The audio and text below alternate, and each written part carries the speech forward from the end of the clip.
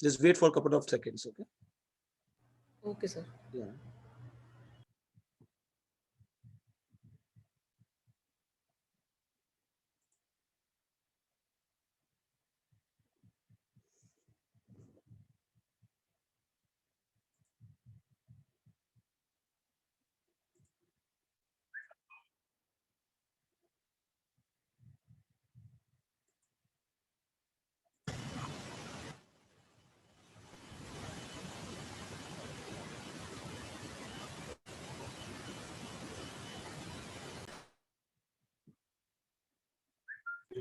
Hmm.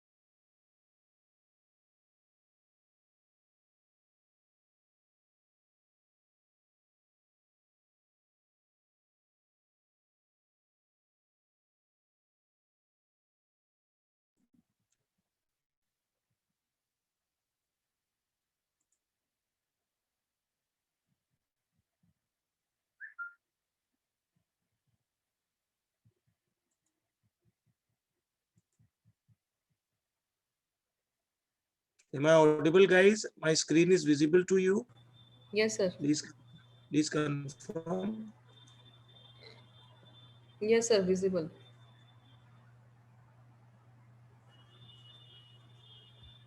Screen is visible. Yes, sir. Your screen Yeah, is okay. visible, but So your I was voice. mentioning, guys, I think somebody has muted. I don't know who has muted me anyway.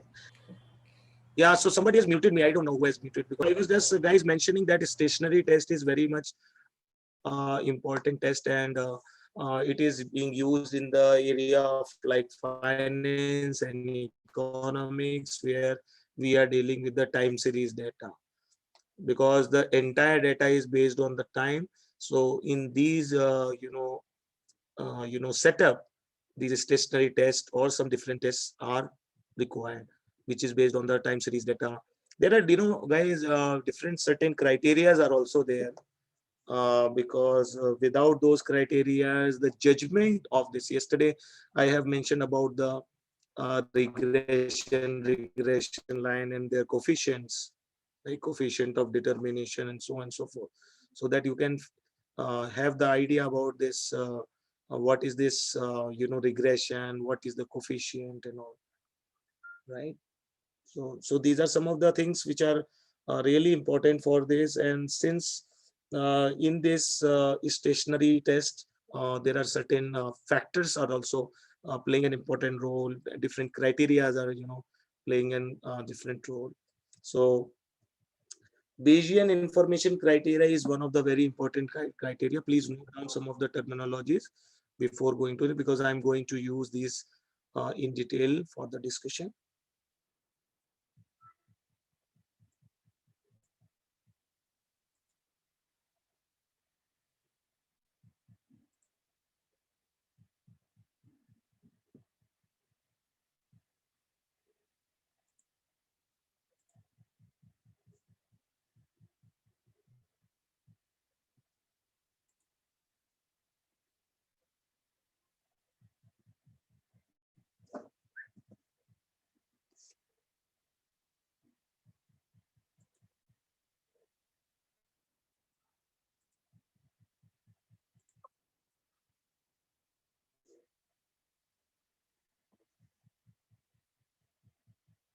Dr. Reno, if I'm getting my voice? Yes, sir.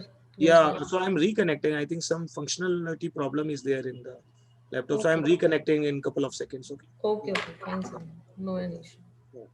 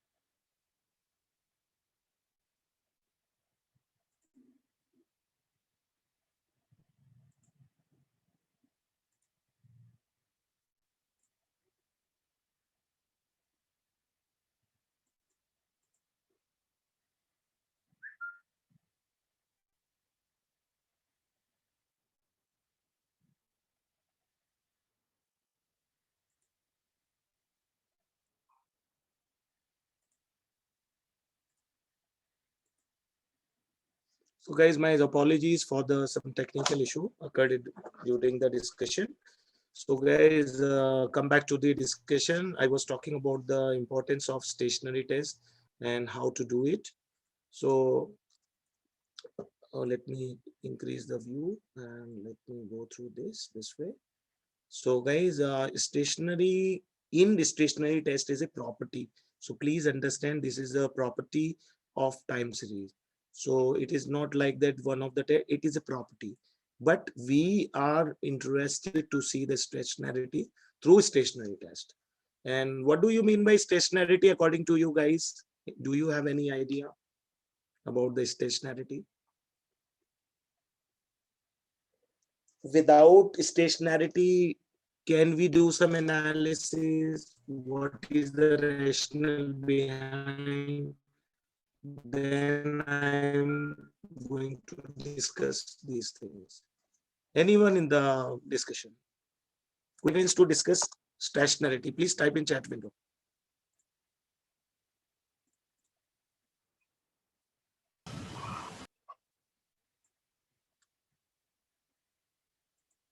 Dr. Renu, do you have any idea about this stationarity?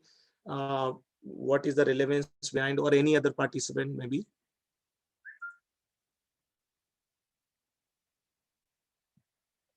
Am I audible to you guys? Yes, sir. Your voice is audible, but sometimes your voice is breaking. Okay. So now it is okay. Yes, sir. Now. So I am asking, a basic question from the participant. What is the necessity behind to go for the stationarity? Can't we survive without stationarity? No, sir. When we apply, when we taken the time series data, then it's a first priority. We check the stationarity. It's a compulsory for the time series data. Eh, Yes, that is true. It is compulsory because sometimes there is a possibility that the data is normal or not normal, right? So based on that, when we have been asked to go for the time series data is the stationarity. So ultimately it is a property of the variable doesn't change with the time. So variable does not change with the time. That is, variation in times does not serve as a factor which brings the change in the value of the variable. So I like this definition very much because we are going to see the stationarity in stationarity test. So which is a property of time series, which states that the value of the variable does not change with respect to time. Variation in time does not serve as a factor which brings the changes in the value of the variable. For example, you can take the example of, different examples are there, like you can say stock market price is there, different stock market price is there. So that you can see, I will use, let me see, let me check this annotation. sorry to interrupt, sir. Professor Rudra, your voice is breaking. So guys, this is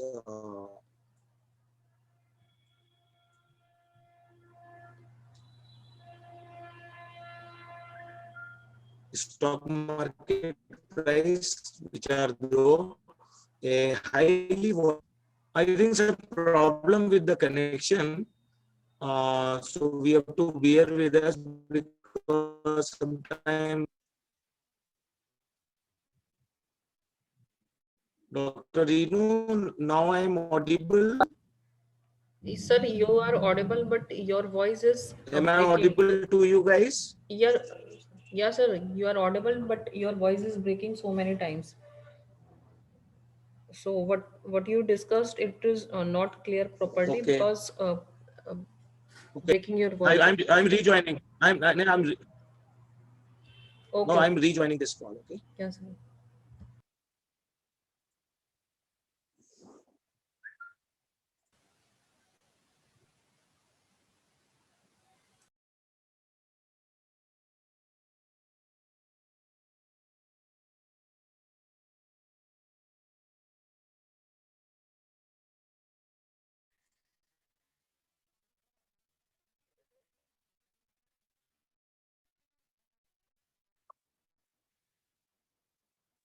Am I audible to you?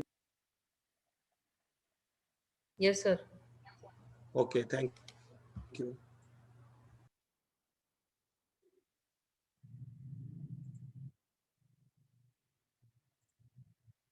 So guys, we were discussing about different example based on the stationality. What is stationality? Because it is the property of time series. Sir, again, sir, sorry So for we saying. are done. So I was about Sir, the stock market price, which are though highly volatile. Every time, if you see the different indexes, okay, Yeah, so sorry to interrupt you. problem might be, so it will be Yeah, yeah. stable soon. If voice is clear or not, or it is screeching. Actually, sir, we are able to listen your voice, but there is some types of disturbance like just you are speaking in a slow motion. Am I audible? So this is Dr. Ashwini Sharma from MIET.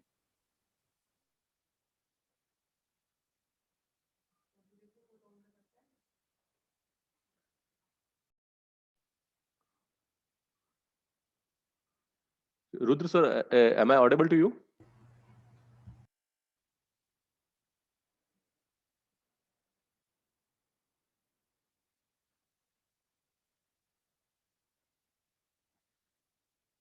I think Rudra sir is trying to connect us again.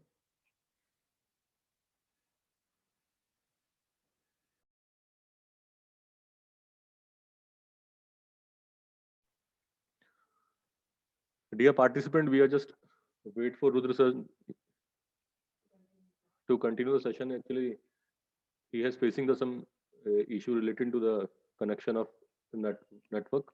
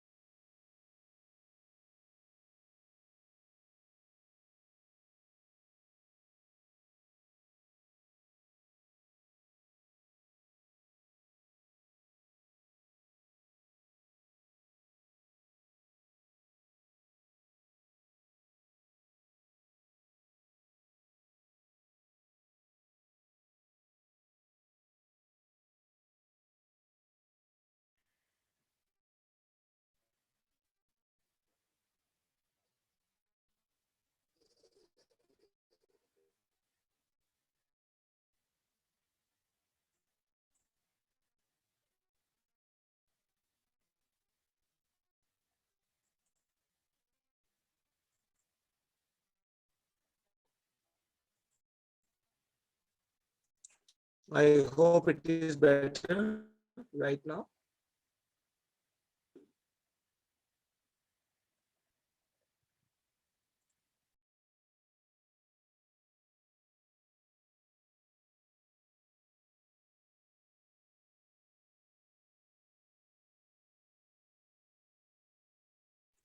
Dr. Inu, hello. Are you there?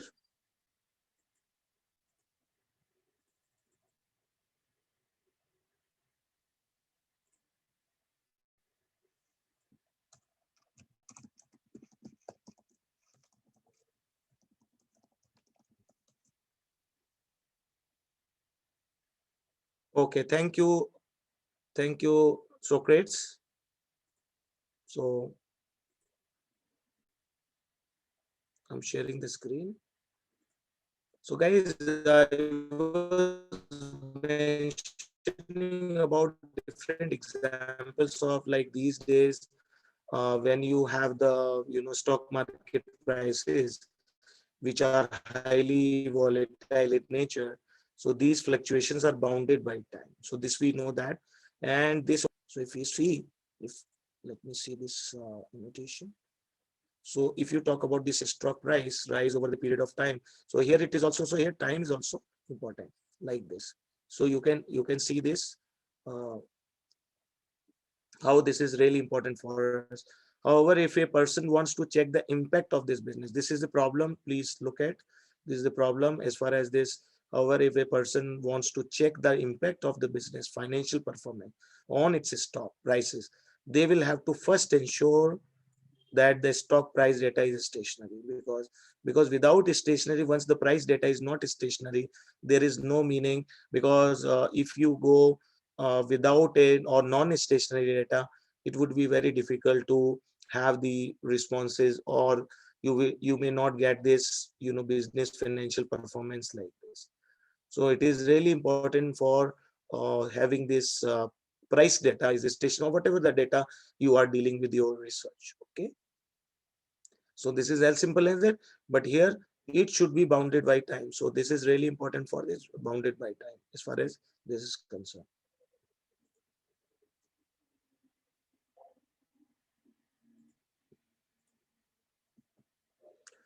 And if it is a non-stationary, guys, if it is a non-stationary, then the result will be biased. So here it is also clear-cut demarcation. I'm making the bold also. Then the result will be biased because yeah, I can choose a color. So this is biased. Okay. I hope this is clear to I, I hope this is clear to you, like biases because of the presence of the variation in price due to the time factor. So if I have the non-stationary, so it is our first duty to go for the time series data and check the stationarity. And therefore, by making sure that the data is stationary, the person makes sure that the impact is tested purely. So one person who is doing the research, who is going to make the some analysis, so we have to make sure that the data is stationary. If it is not, we have not been advised to go for the further test. So like taking only financial performance and stock prices as the factors, maybe in the previous examples that we have seen that. So thus, for analyzing the economic growth of the country of the financial market performance, it is essential to detrend the data. Why the detrend the data, guys? Any idea? Please be with me. Please be responsive or type in the chat window. It is essential to detrend the data. What is this detrend or trend the data?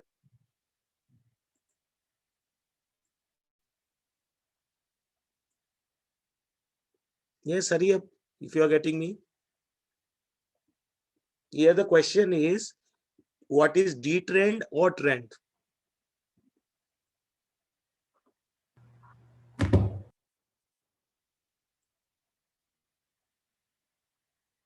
Hello, Socrates. Please reply. What is this detrend? Here one term has been used here. It is essential to detrend the data. What is the detrend? Get general directions over a period of time. Very good. That's great. So means detrend means the trend means that we have to see that analyzing that particular, whether it is a country finance, whether it is investment, whether it is any other, factor or financial market performance, it is essential to detrend the data. Means we have to look at the,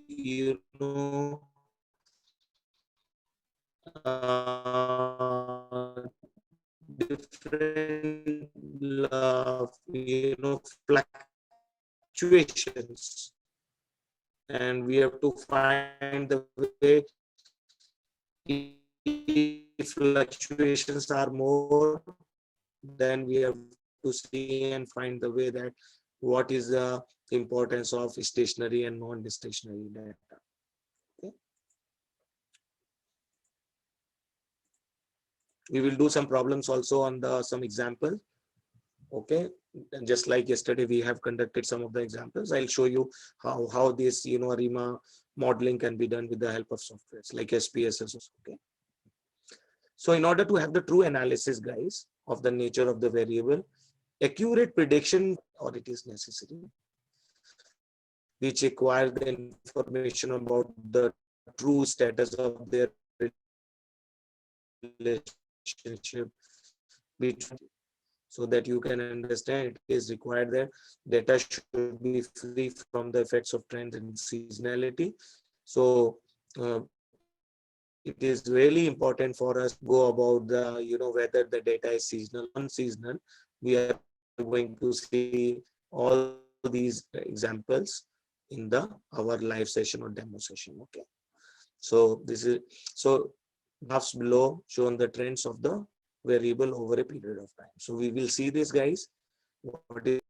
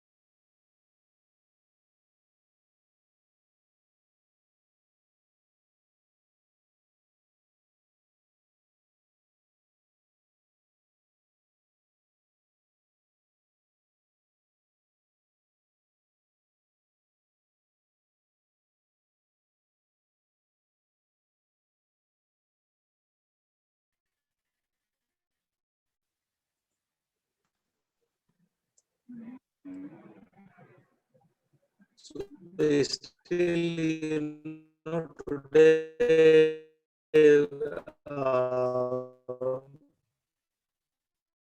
I'm getting or because Rudra sir, sorry to interrupt you. Yeah, this is Ashwini Sharma, MIT. again and again the call drops. I don't know what is happening. Rudra And sir, sorry to today, interrupt you. Am I audible? some internet services are also down, Dr. Yeah, Vinu. yeah. So Yeah, I flashing in think. the news also today this morning. Okay. Sir, this is Ashwini Sharma this side. Am I audible? Rudra sir. So guys, let's see.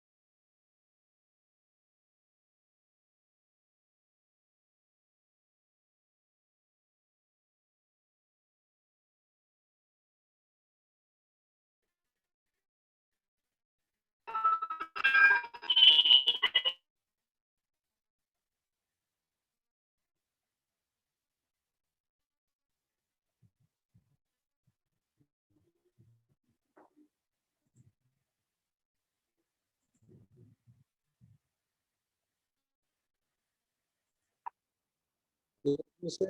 Ashwini, you were talking about something, Mr. Ashwini. Yes, sir. Rudra, sir, I am talking that your network connection is facing some problem, I think. So guys, I was showing these pictures. You can see the graph here.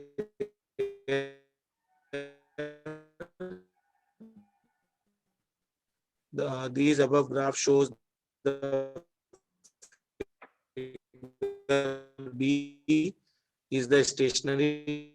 The data is not affected by the time. There was some news flashing today. There may be a possibility of internet down. I don't know, but still I'm managing with, and I have now used the different connection. So there may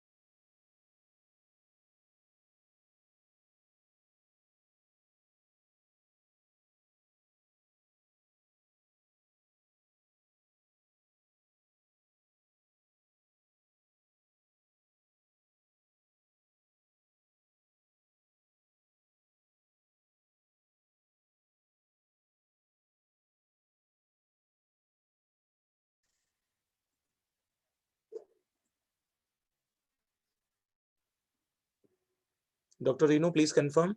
Now I am audible. I've changed the connection. Okay. Yes, sir. Now it's fine. Yeah, it's fine. Thank you. Yeah. Thank you. Okay. Actually, I think there is some protest of the farmers. That's why the connection is Yes, yes, slow. there are protests also, and there are some problem, and some news was also there this morning, where Okay. there may be a possibility of the internet down, all connections. Yeah. But sir, you don't worry. You take your time. Actually, people are curious to listen about you. Yes, yes. As per the. I'm Okay. completed. Don't worry. I will Yeah. cover Yeah. up. Okay? Yeah. Okay, sir. Okay.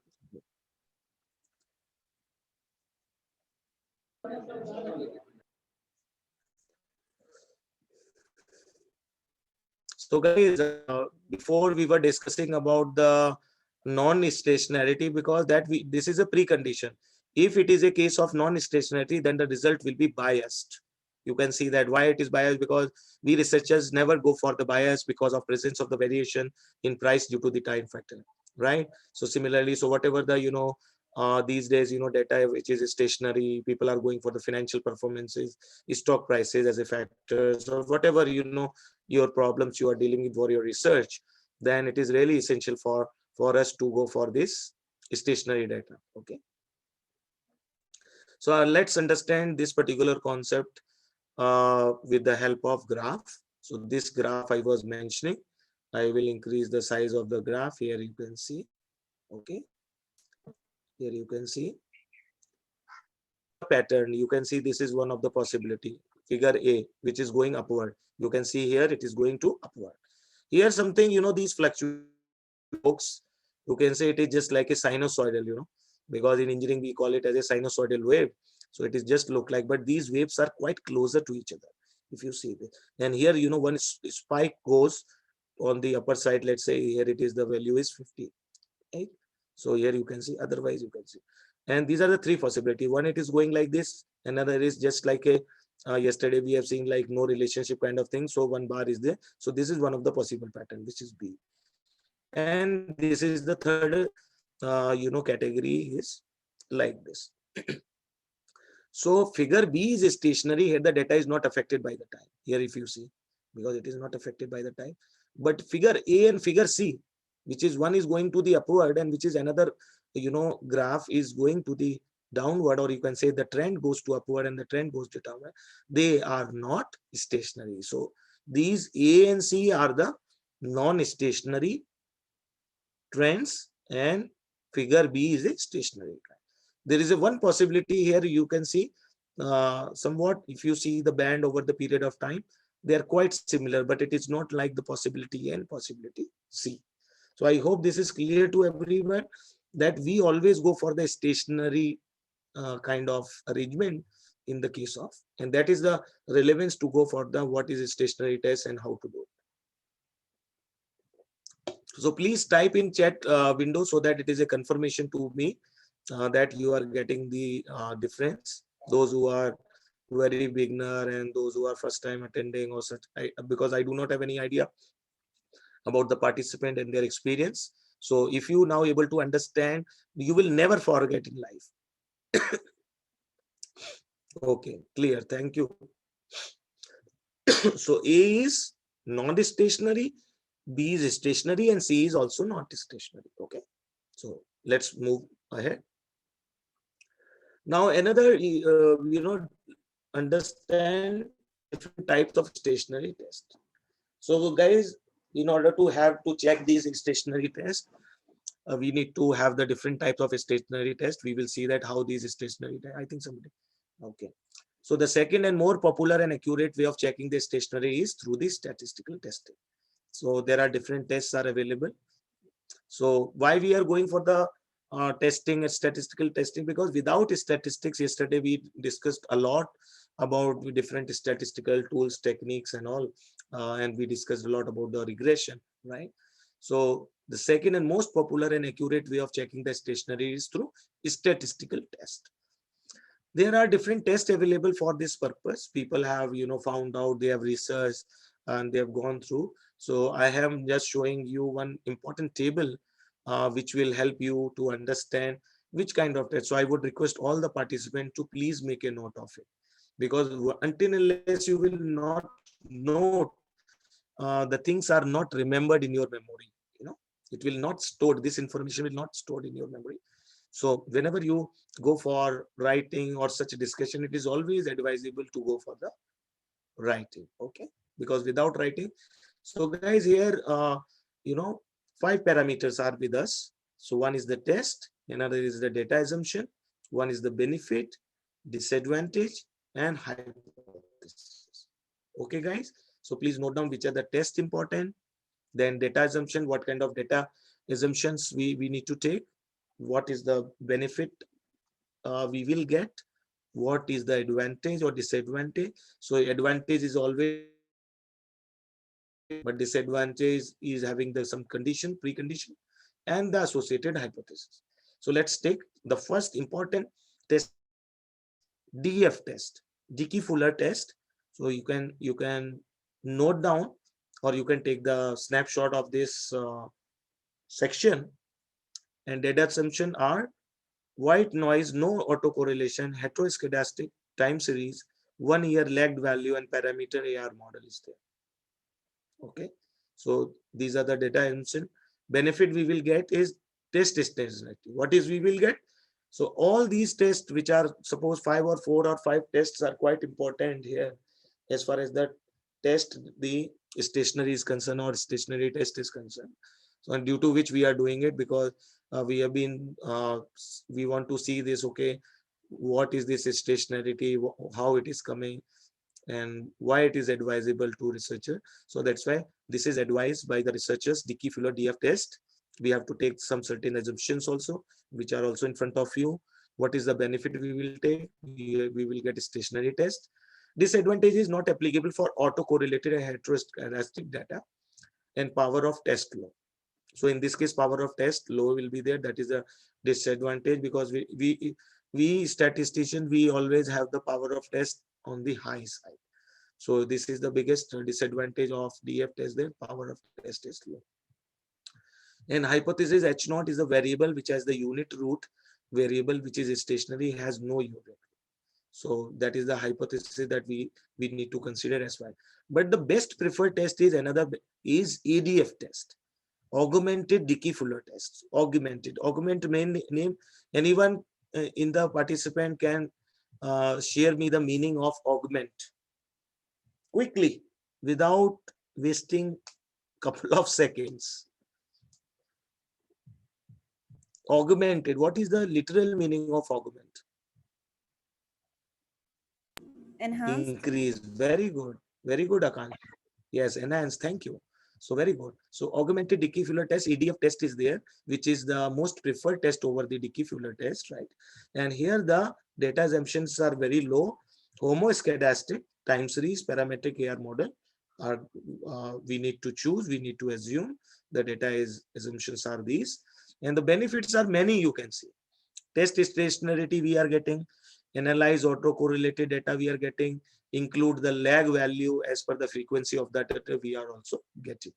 So that's why ADF test is over. So maybe, you know, this question asked by any of your, you know, DRC member, or maybe in interview, okay, can you tell me which test in the case of a stationary test is preferred? Then your answer should be like ADF test over the DF test. Okay. What is the disadvantage? Disadvantage is also there with respect to the type 1 error. So degree of freedom and power of test reduced. In this case, again, it is reduced. Here it also power of test is low. So low, reduce, less, decline, means these are the, you know, terminologies researchers use. And size distortion problem also may occur in this case. And type 1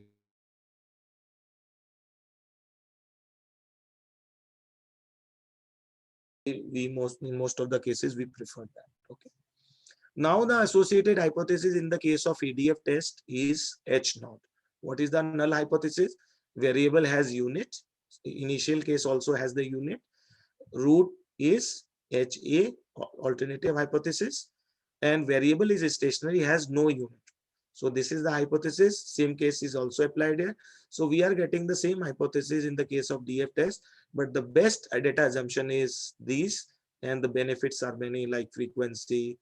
And that's why augment means it will give you much more clear picture in a simple language. It will give you the much more clear picture than the DF test.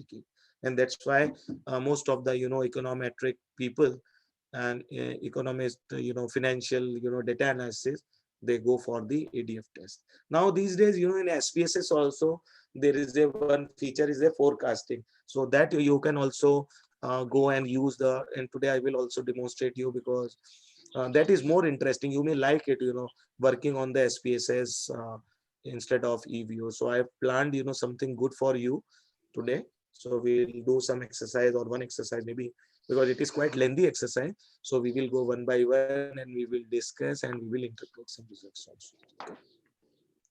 Now come back. Please guys, who has unmuted?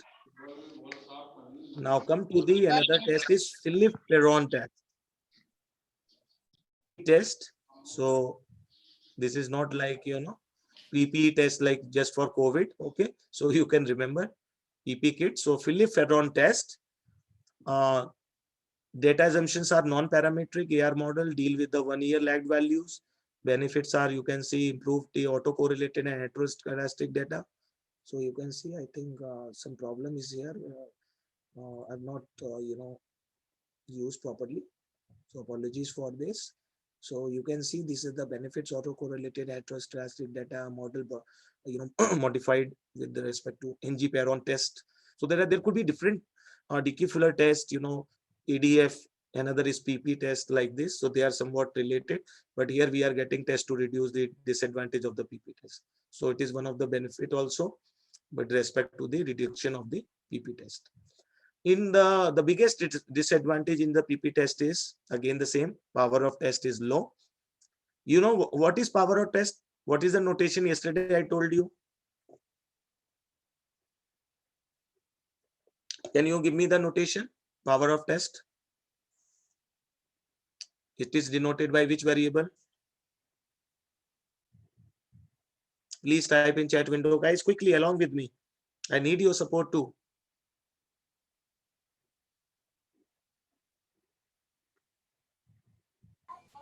हाँ अब तुम्हारा राज हो जाएगा. I request organizer to please remove such participants who are creating noise, in between the call. This is a serious discussion, so it is very.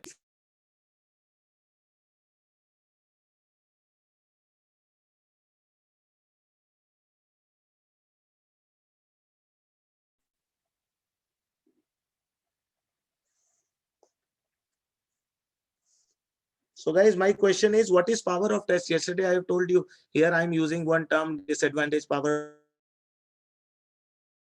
size distortion. So rest we know. What is power of test? That is my question. Please be answered. It is an interactive session. Anything else? Okay. JK R square or anything else?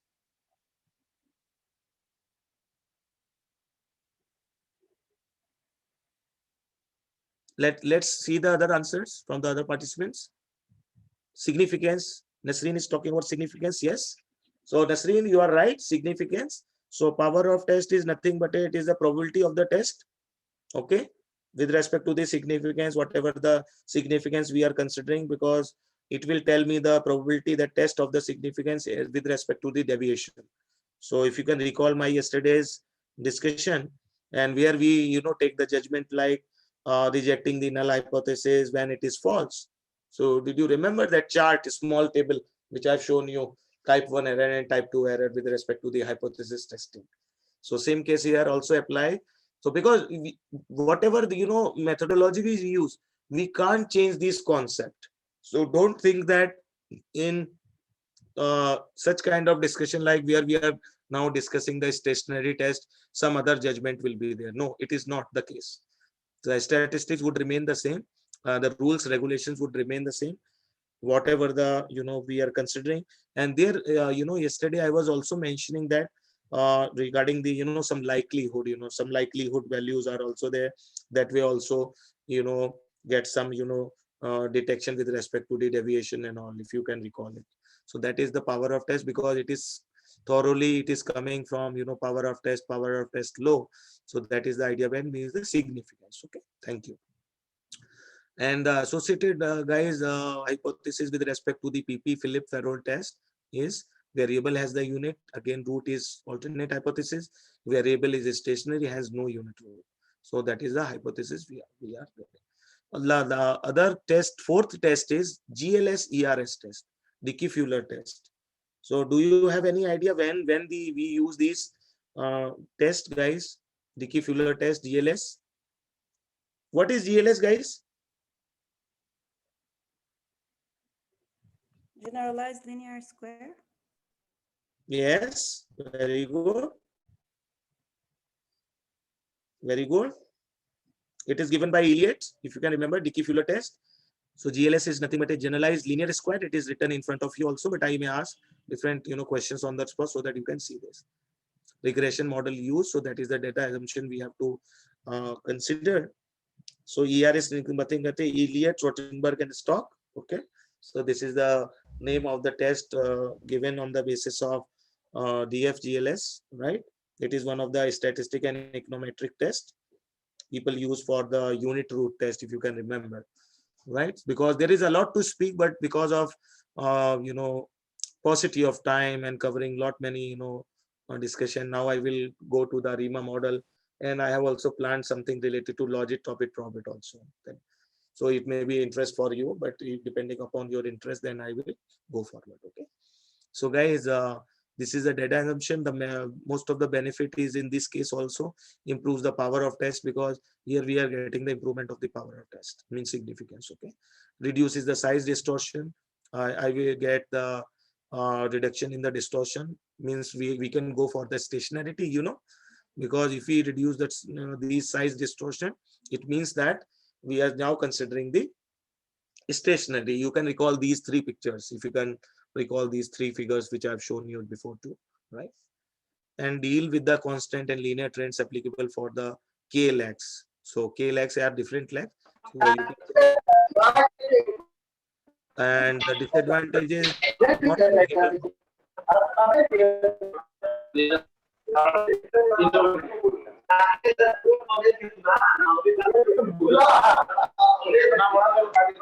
Organizers, please remove these guys, because I am getting the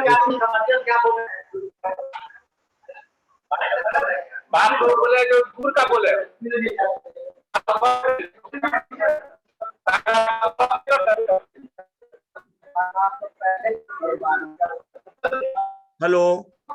Yes, sir, but it's not showing. Remove them. Yes, yes, sir. No, they are not serious. If they are not serious, please remove them directly. Yes, sir. Yeah. And make me the host also, Dr. Renu. Yes, sir.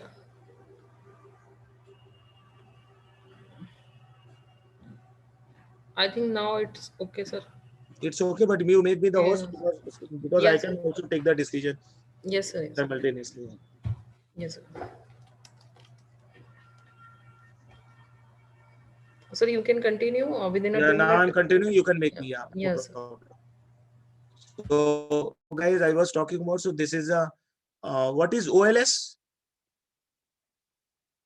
Not applicable for the OLS model, ordinary least square model, right? So that is the disadvantage for this. And hypothesis in the same manner, it is the same. Variable has the unit and root has the alternative hypothesis. Variable is stationary, has no unit. So like this. So this is the fourth test, which is also quite popular. But here we are getting this test of the reduction as far as the distortion is concerned. And the last test is KPSS test. KPSS test on the name of these researchers, Kavatskovsky, Phillips, Schmidt, and Shin. So these four guys, they have given one of the very important tests over the ordinary least square. So the test name is KPSS test, where the data assumptions are as follows. You can see here, it is log transform, data analyzed, OLS regression model used, Lagrange multiple test also applied, random walk has zero variance, or the data is homoscedastic. Could you tell me why the data is homoscedastic? What is the meaning? If you have some fair idea about, because people talk about the homoscedasticity. please write in chat window, because I need some of your support also for these concepts. Otherwise, it is a one-way traffic.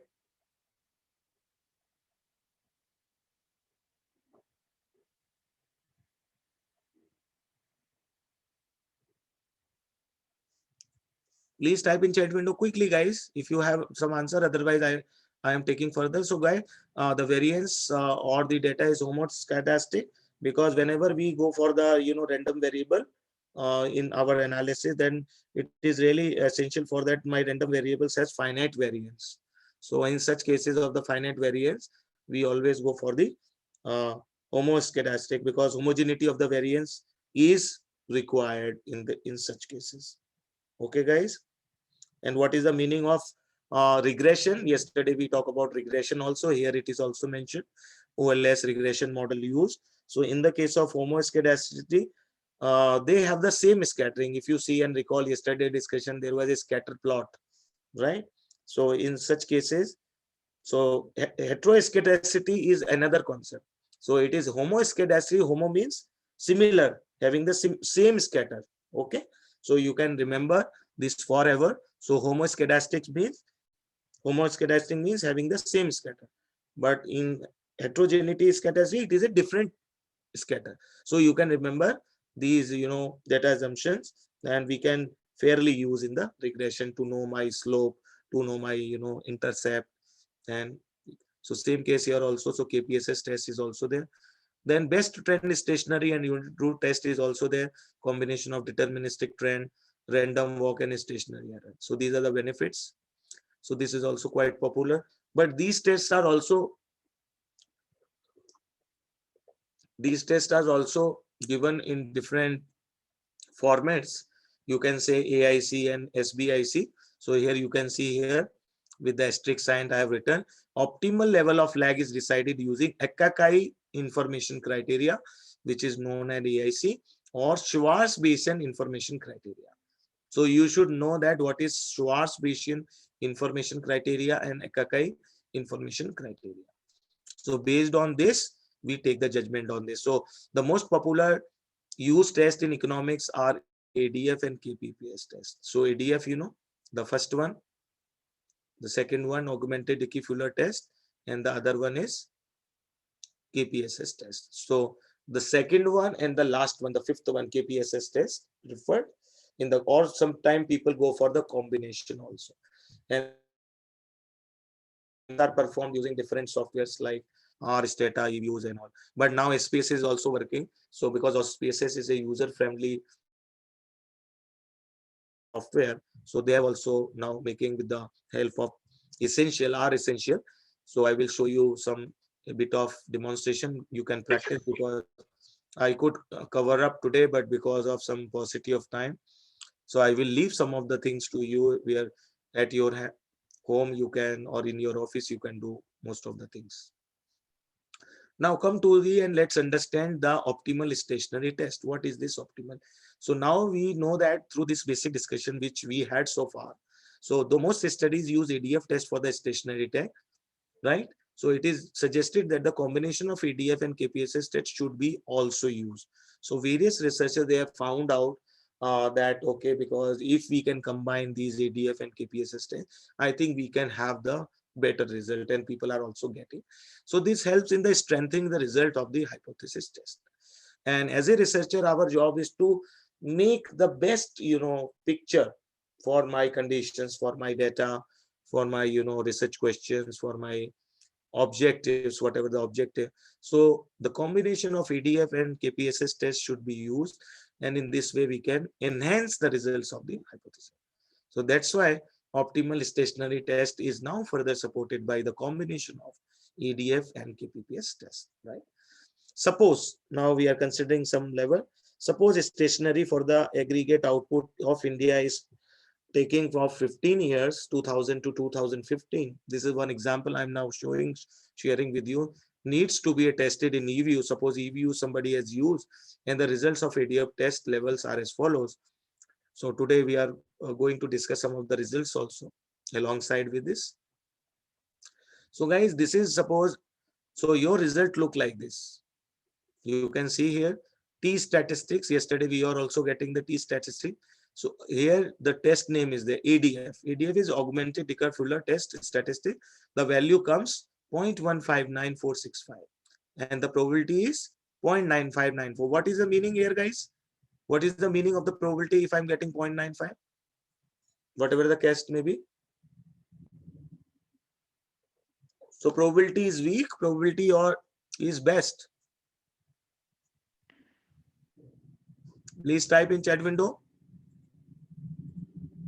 Strong, very good, Narsim.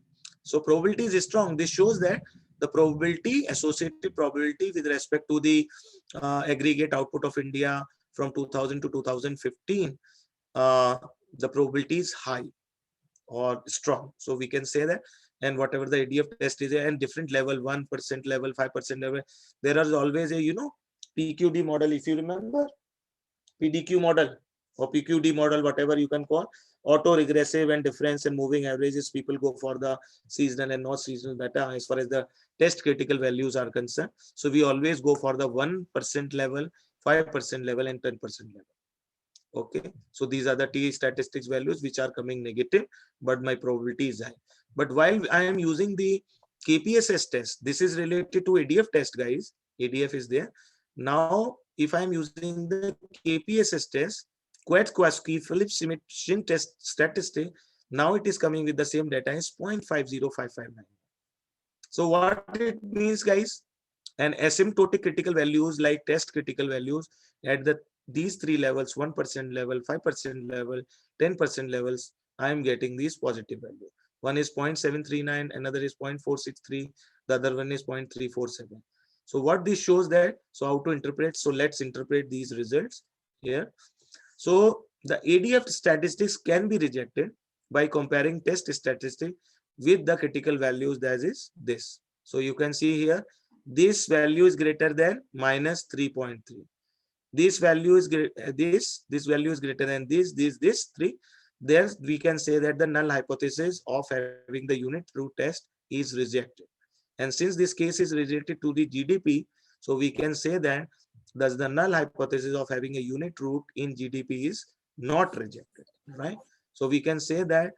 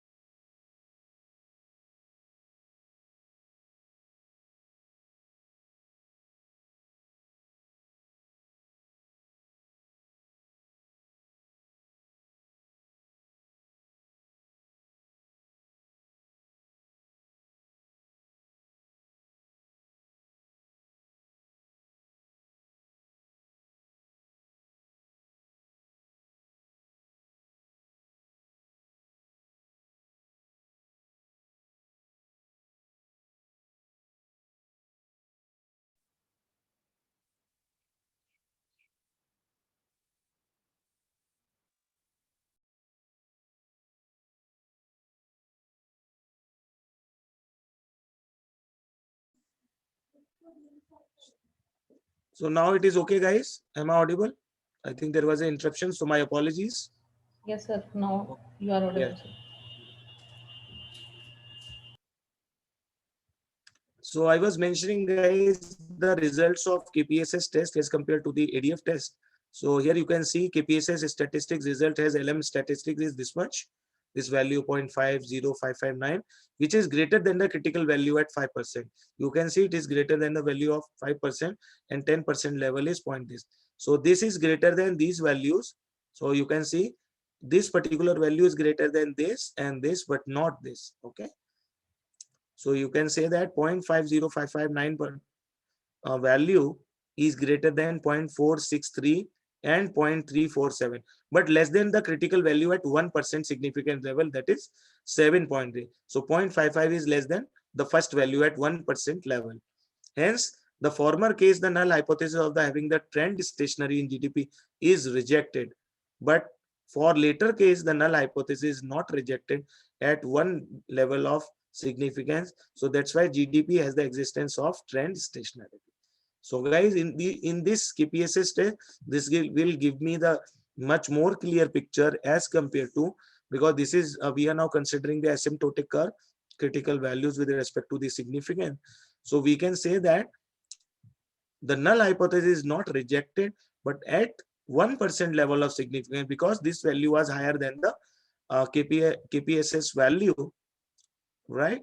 So GDP has the existence of trend stationarity. So now it is confirmed that the stationarity trend exists in the case of KPSS. Okay, I hope this is clear to you, these results, and how to read these results, that is more important. So let's understand the results in this way. So I have summarized these results in this way. So understand these results. So in the above example, different results that are derivations of stationarity, which is being considered at the level where both the results are same. So if the ADF model reject the null hypothesis and KPPS do not reject, then the stationarity exists. So you can see here, I can bold here also. So this is exist. Okay. Here you can see this is the another result and this is another result. Okay guys. So this is first condition. If ADF model reject the null hypothesis, but KPPS can't, then stationary exists. If ADF does not reject the null hypothesis, while KPPS does reject, then unit root exists. And if ADF and KPPS reject the null hypothesis, heteroscedasticity is impacting this. It is disturbing or getting some impacts over the result. Okay.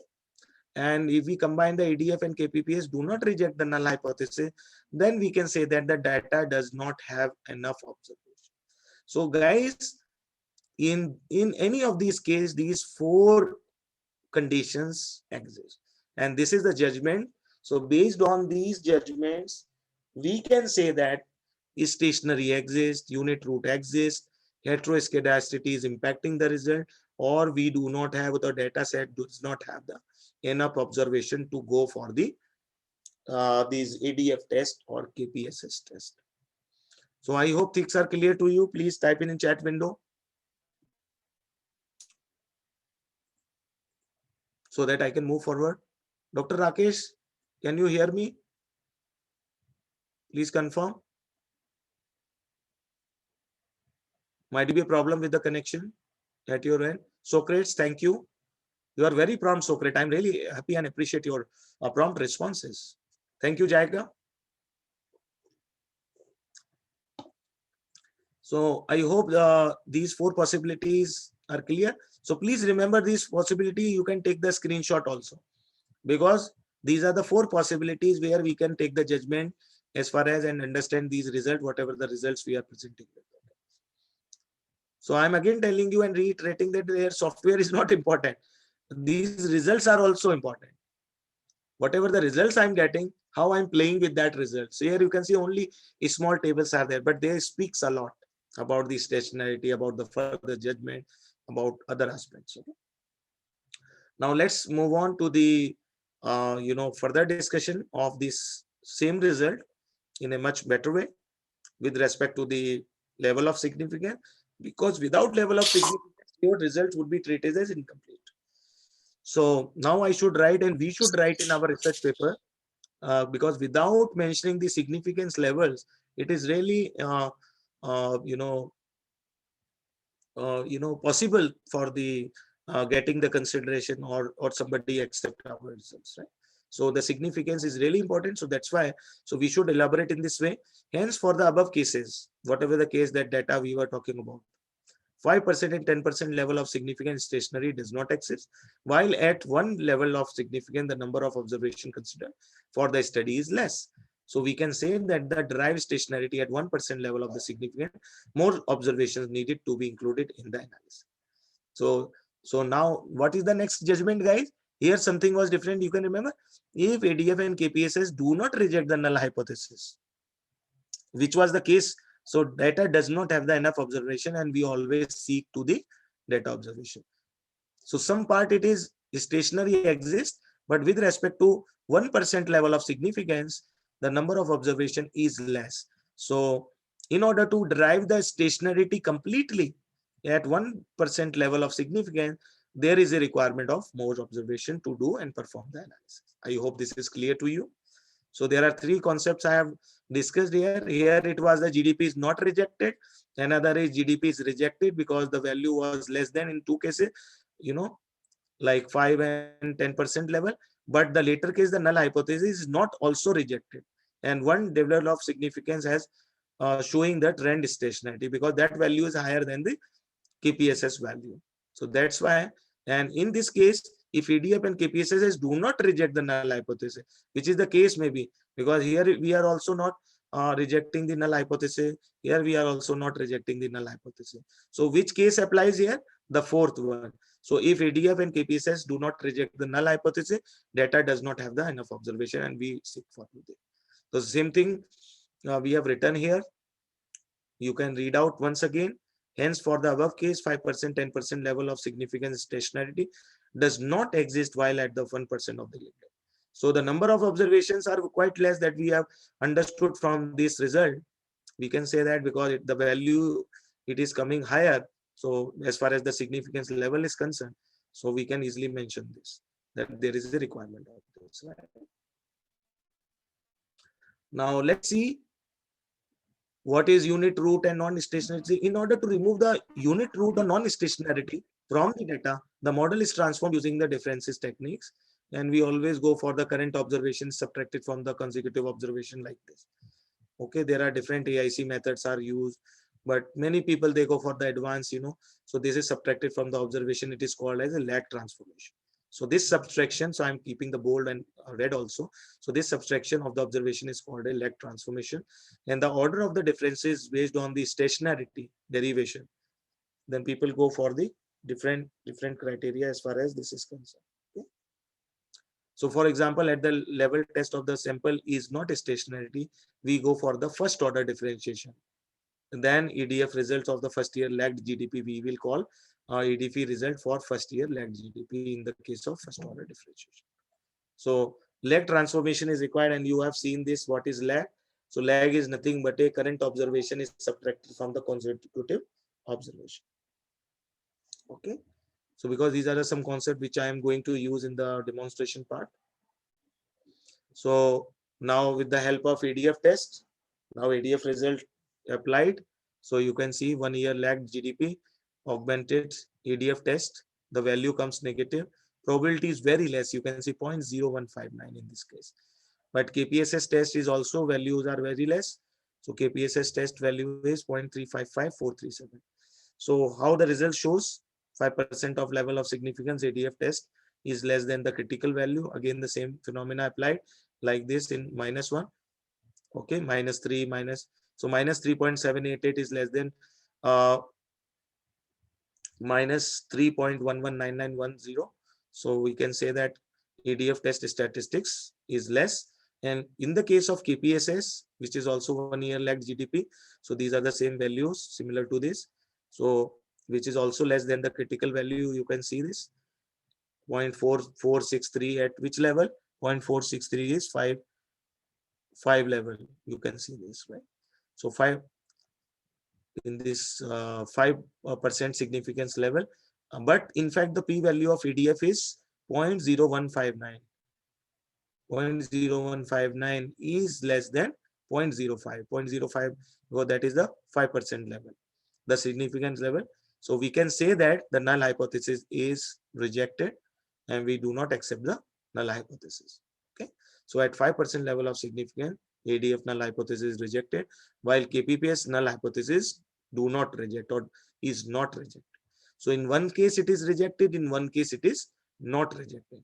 So we can say that there is a first order difference of GDP, which does not exist, have the unit root, and stationary exist. Okay, so this is the case of stationarity, where does not have the unit root in this case, because KPPS null hypothesis do not reject, but in the EDF null hypothesis is rejected. So in that such case, we can say that the stationary exists, but the unit root does not. So in this way, we can use the stationarity. I hope you had a bit of learning. I can't guarantee, but a bit of learning about these results which are generated through Eviews. Any queries, guys, so far? So you have to remember these 4 conditions, guys. If you remember these results and 4 conditions, you can take the judgment and you can go forward for the other. Lot of confusion will occur. Whatever the software you use, I'm not stopping you to not to use any software, but these softwares are until unless we are not driving the right conclusion. Okay, so driving the right conclusion is important. So please type in chat window, guys, whether I should go ahead or you have still some queries. Socrates, Jakia, any other participants? Please mention in the chat window, then I'm able to see and go ahead.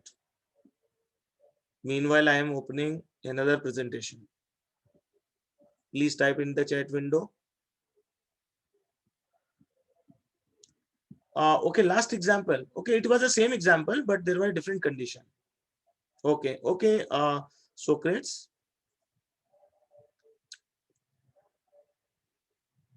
Yes.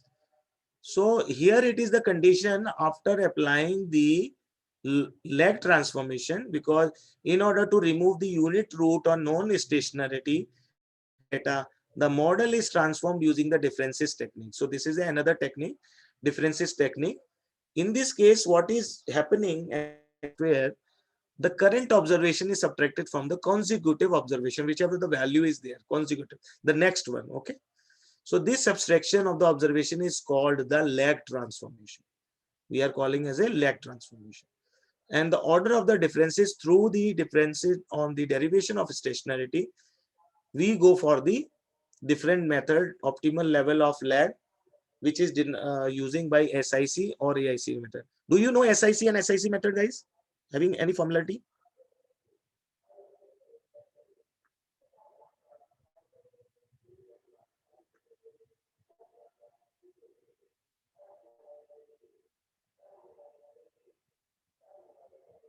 We always go for the AICTE criteria. If you remember, I have mentioned just before, in AICTE criteria, we go for the AIC and BIC. AIC is nothing but AICTE criteria, okay? And SIC is nothing but a SWAS information criteria, okay? So it is the same, because I generally ask these quiz kind of questions so that you can remember these concepts fairly. So let's move ahead. Suppose I have done this exercise. So my ADF results are as follows. It is different from the previous one, you can see here. It is different from the previous one, you can see here. Okay, this is quite different from these values. Okay, just look at -3, and the probability is quite less. But in KPSS, the value is look like this. So Socrates, you can see here, the results shown at the 5 level of significance, EDF test statistics is less than the critical value. So you can see here, what is the critical value? Minus 118 is less than minus 3.11910. So here you can see at 5% level, this value is less than this value. And in case of KPSS, LM statistics is also less than the critical value, is 0.355 at less than 0.46330. So we can say that the null hypothesis in the case of EDF is rejected, and in KPPS is do not reject the null hypothesis. So first order difference of GDP applies, which does not have the unit root. So we can take the judgment here. So this is the second criteria applies here, Mr. Socrates, here you can see. So if EDF does not reject the null hypothesis while KPS does reject, but it is now opposite. Okay, EDF reject the null hypothesis, but KPPS does not. So we can say that unit root does not exist. So my results are opposite or not, Mr. Socrates? Type in chat window. So if ADF does not reject the null hypothesis while KPS does, but now it is opposite. It is converse. So ADF reject the null hypothesis, but KPS can't. Then we can say that unit root does not exist. The same thing I have written here. Here it is, you can see. So this shows that the first order difference of GDP does not have the unit root and stationary exists. So stationary. So because now we are discussing the concept of stationary and what to use and when to use. So I hope this example is clear, Mr. Socrates. Okay, all clear now. So clap for Mr. Socrates. I request all the participants to make the sign in the chat window. He may be enjoying, I don't know whether he or she, so apart from the gender. So let's clap for the Socrates. Shaharo.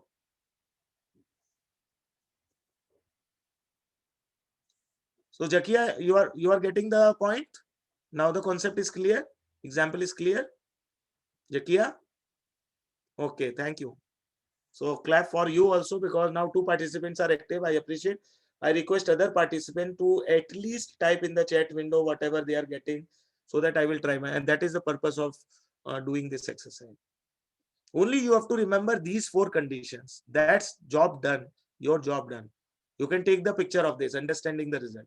So that's why I make the bold also here. So I'm making the color also so that you can have a different picture. Because without these rules, nothing is possible. Otherwise, your results will be, and then this is one of the reason where most of the editors return and reject the papers. So here you can see I have made these 4 colors for you. So you can see here. So if ADF test is, now you can make the converse. If ADF and KPS reject the null hypothesis, so these 4 possibilities.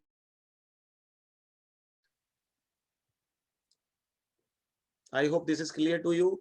Any other questions? Let me check the chat. Jakia, is my studies based on the time series and panel data? Okay. So same phenomena you have to use. First you have to go for check the, and after this you have to go for the panel data regression.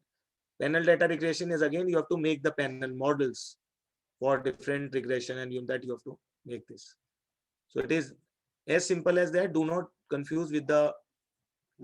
So I'm now making this 1, 2, 3. Now these are the 4 values. I think it is now much clear to you. So these are the understanding the result condition, or you can say precondition. So under which circumstances we have to use, how to use, and you have to reverse it. That's it. So once the values are done, many people do not know the. Yesterday I was receiving some feedback from the participant that they are facing some problem in the interpretation. So that's why I'm highlighting and re-highlighting here as far as this is concerned. Okay, Jakia. So may I permissible to go ahead? May I go ahead? Okay, thank you.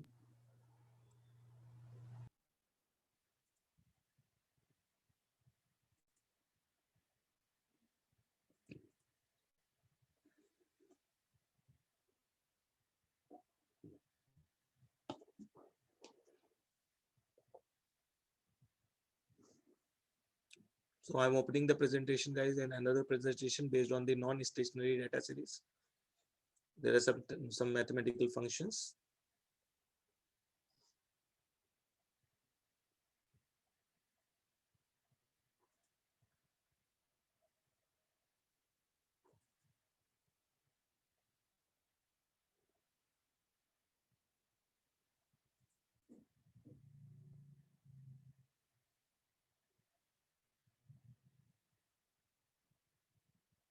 Just you have to look at, because I will not punish you with too much of mathematics today. Otherwise, you feel bored. Well, these are the subjects which are quite interesting for those researchers who like mathematics, and those people who are just using the mathematics for their own research. then they should also know, because it is advisable, because if they want to be established as a good researcher, but still if they are not using it, it is taking time because it is quite heavy, so it will take time, guys. Yes, now it has come. So let's speak about it is also a short presentation on non-stationary data series. Okay, guys.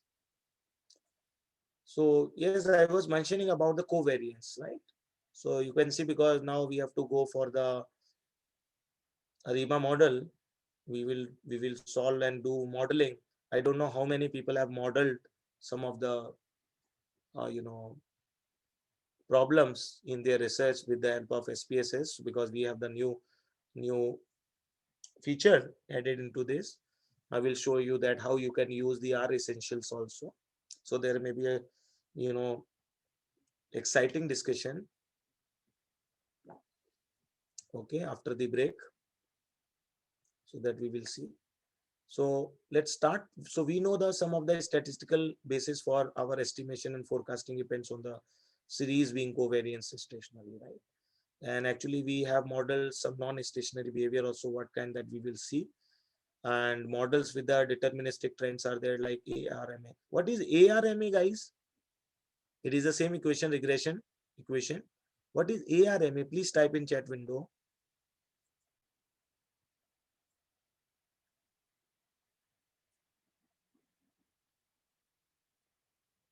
So here you can see. Very good, Zakia. You are very prompt, appreciable. Auto-regressive moving average, very good. Auto-regressive, what is auto, what is regressive, what is moving, what is average, that we will see. So guys, in the case of model with deterministic trends, ARMA is there. Where what is 1 and 1? Can anyone tell me what is 1 and 1? Zakia, any responses? At first difference, very good, that's great. Yes, AR1 and MA1, very good. Nikhil, you are also right. So at first order difference, stationarity, these are the values. And you can say in the model also, if you remember, there is a model PDQ. So one is the auto-regressive, D is the difference, and moving average is the Q. So it is the one of the most popular, so I should write here also in the chat window along with you. PDQ model, many people say PDQ model. Okay. So P is nothing but a auto-regressive, D is difference, and Q is the moving average. Okay. So in this case, only two are present. So AR1 and MA is 1. So let's see, this is the Y is equal to MX plus C. So C plus beta 1 time T, phi Y T minus 1 plus sigma epsilon T minus 1 plus epsilon T. So this is the model deterministic trend of the model as far as ARMA, auto-regressive moving average model is concerned. So in the case of OLS, we were talking about yesterday about least square.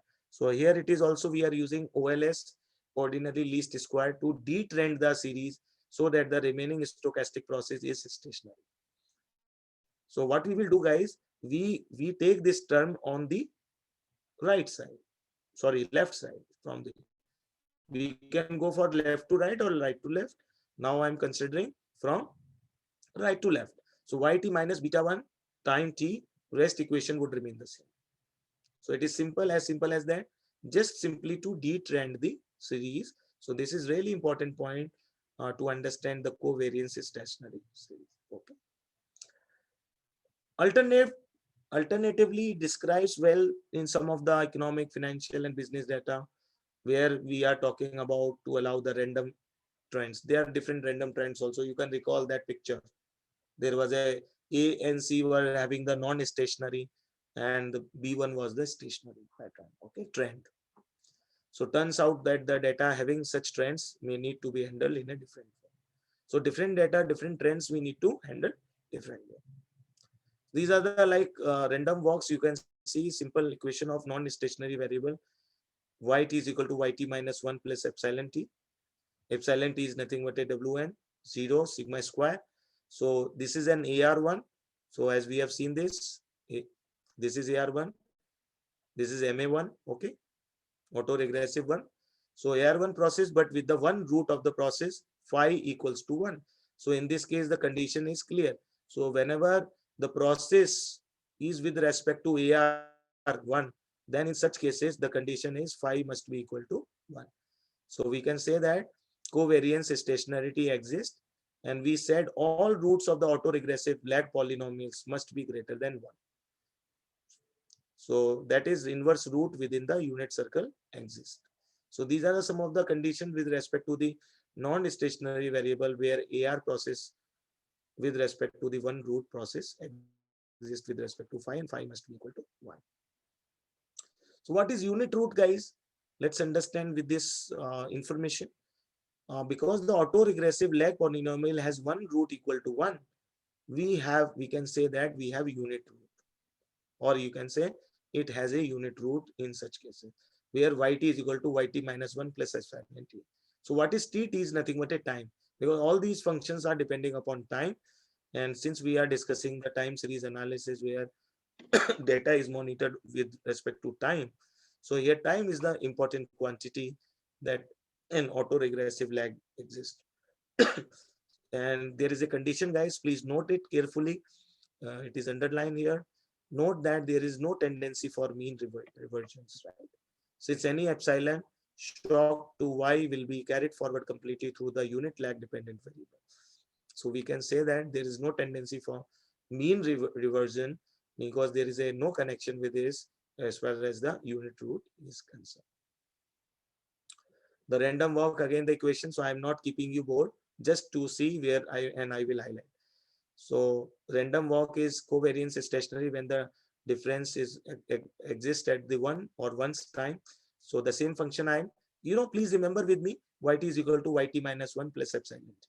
So same equation where epsilon t is equal to wn 0 sigma square. Now you expand this equation, yt minus 1. It is the same equation, guys. You can remember yt is equal to yt minus 1, and yt is nothing but a beta 1 time t. Okay. So same case here also. So you should remember yt is equal yt minus 1 is equal to yt minus 1 plus epsilon t minus yt minus 1. So what is left, guys? So same thing. So I have added minus yt minus 1 in LHS and RSS, in right hand side and left hand side, in left hand side. So there won't be any. Now I have to frame the equation delta yt. Delta yt, what is delta yt, guys? In your term, what you are getting? Jakia, Socrates, what is delta yt? Because if I added minus yt minus 1 to balance the equation and making this Sir, delta shows the sign of changes, the difference. changes, or we can say directly it is a difference. Yes, sir. Delta is always the notation of the difference, unit difference. Yes, Okay, so we call it as a difference, but in this case it is a first difference. Okay, yes. because we are Okay. considering that so random walk. So delta yt is equal to yt minus 1 plus epsilon. So now we can see and say that. So this is nothing but and rest is the same. Okay, which is again equal to epsilon t, because same quantities are there. So we can say that now we have solved this equation. So random walk is the covariance stationary difference 1. So in this case, the difference once is there. So it is the first difference, you can say. Okay. So let's understand here. Integrated series terminology, we can say that yt is integrated of order 1. Okay. That is I1. So because it has to be integrated of order 1, so we can say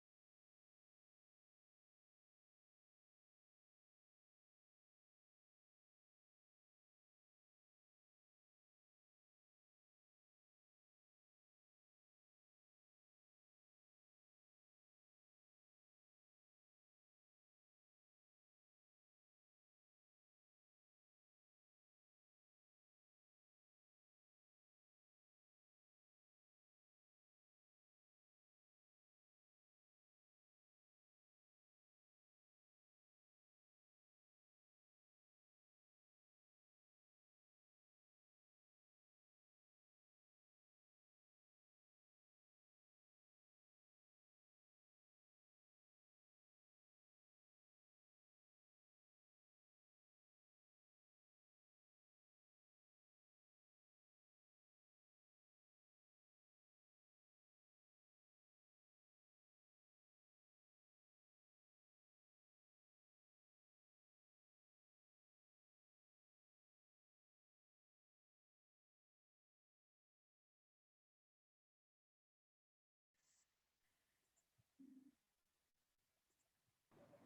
हाथ संभाल के रखिए.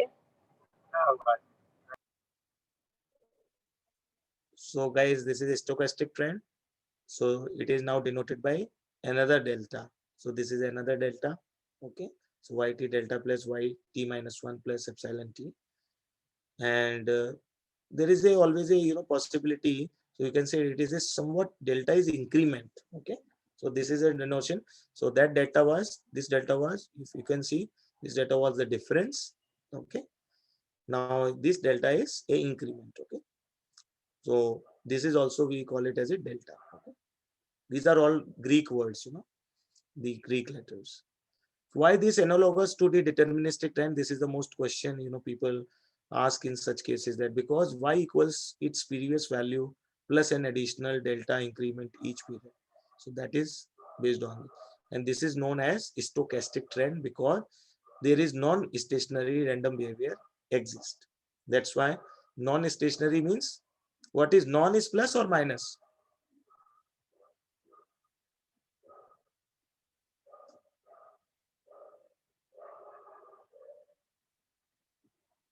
Type in chat window. Jakia, Socrates. So it is called a stochastic trend because there is non-stationary random behavior in these cases. So what is this non-stationary here? I'm waiting for your response. Non-stationary random behavior. Quickly, guys, quickly. Jakia, you are prompt. Are you there?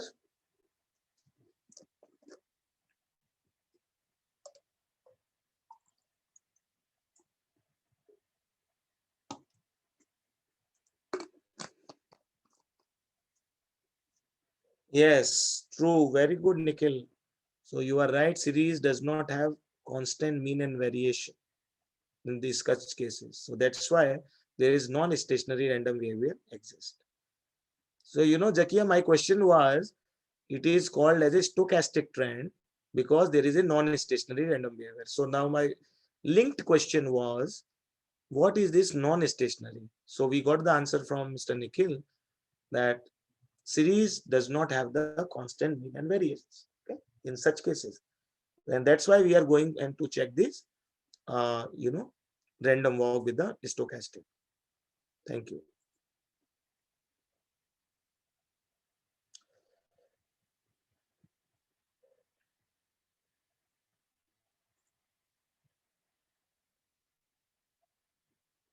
I think people are still typing. Property of non-stationary. Yes, Jakia. Yes, true. So it is the property of the non-stationarity. So this was the question which has been asked from the participants as well. So now let's come back to some of the examples. So I'm not going to this. So problem with the unit root. So I'm just showing you some possibilities, some parameters. What is the judgment you have to take? What you can call it? Under which circumstances that your results effects, right? So these are the problems, issues with the unit root, because there are non-covariance stationary. Okay, we will see that because there are not covariance stationary, unit root requires some special treatment also. Because at times what happens that suppose your data is not normal, you are talking about the non-stationary of the data like this. So in such cases, unit root requires some special treatment. So let's see how it will remove, because these are the condition, guys. These models are different because these models work on some principles. It is not like that hit and trial method, whatever the value we are getting, that we use that. Okay. So statistically, we have to look at everything statistically. So statistically, guys, here the existence of the unit root can be problematic because your OLS, ordinary least square estimates of AR, autoregressive one coefficient phi are biased downward. Phi, phi, the symbol of phi. So I'm not making here. So I'm using phi are biased downward. So in the case of multivariate framework, one can get spurious regression results also. So in such cases, if phi are biased, whenever any data is biased, guys, it is a general phenomena that we can say that, and we can conclude that rather, in the particular research framework, that the data is spurious. Whatever that analogy or analysis tools and techniques people have used, but once your result in the initial case is biased, in the case of multivariate or bivariate or univariate, then we can easily say that my regression, my result of the research is spurious. It means we need to work upon again. So we may want to test whether a unit root test exists or not. So that's why there is always a problem with unit root in such cases, that whenever the unit root or unit roots can be problematic, because OLS estimates the ER coefficient 5, which are biased. If it is non-biased, there is no case, okay? But whenever the biasness is there, then it is exist. It is nonsense regression. Yes, we can say that, but it is not popular term. People go for the nonsense regression. Okay, Mr. Nikhil. So there is no authenticated terminology than where people use nonsense regression. We say that spurious regression, because once we are going for the, we can understand for our general terminology, but whenever we write this one, we always go for the spurious regression, not nonsense. Okay, you may find some literature, local literature, that is a different story. But if you go to the authenticated volumes of the statistic, you will never find this term nonsense. Okay, anyway, it's your choice whether you want to do it and use it or not. Okay? So guys, these are the unit root test. We can recall the same process once again. So these are the notations here. We want to test whether phi is equal to 1. We will subtract yt minus 1 from both the sides. We have already done, I think we have discussed. We can rewrite the model once again. Delta yt is equal to yt minus 1 is equal to phi minus 1 yt minus 1 plus epsilon t. And now a test of phi is equal to 1 in a simple t-test of whether a parameter of the lagged level of y is equal to 0. So this is called a DF test. So which before discussion, the previous discussion where we were talking about the DF test. Okay. So you, on the basis of data stationary test, we decide for the regression test. Yes, certainly. Yes, you are right, Zakia. But I am now talking about some conditions, some problem, because your data is not stationary, or your data is some randomized, data. So how to deal with those situations? So I'm just talking about those scenarios with respect to unit root, when to use unit root, what is the problem, right? So now I'm talking about the internal parameters of these tests. Okay, so don't be confused. So you are talking about the in general, but I'm talking about the internal aspects, processes, models, right? So that is all about the unit root. So guys, in such cases, so that's why this is called the Dickey-Fuller test, DF test. So Dickey-Fuller test, the problem is that T statistics does not have the standard normal distribution. If needed, then there is a unit root test. Okay, it is the unit root, or you can say unit root test is applied. So we have the constant spatial tables prepared by DF, and now these softwares have the table values are there, or we get our software to do that for us. Okay, so whatever we can choose, but we never advise people to go for the manual test. And this is another test, guys, another condition. If a constant or trend belong to a equation, we must, I think people have queries. Fatima mentioned, sir, which is more applicable software nowadays in research paper reviews or SPSS? These days, if you want to have the pure analysis, then you can prefer Eviews. But Eviews results are not that much, catchy, because the main problem is that Eviews is not generating more result as the case SPSS.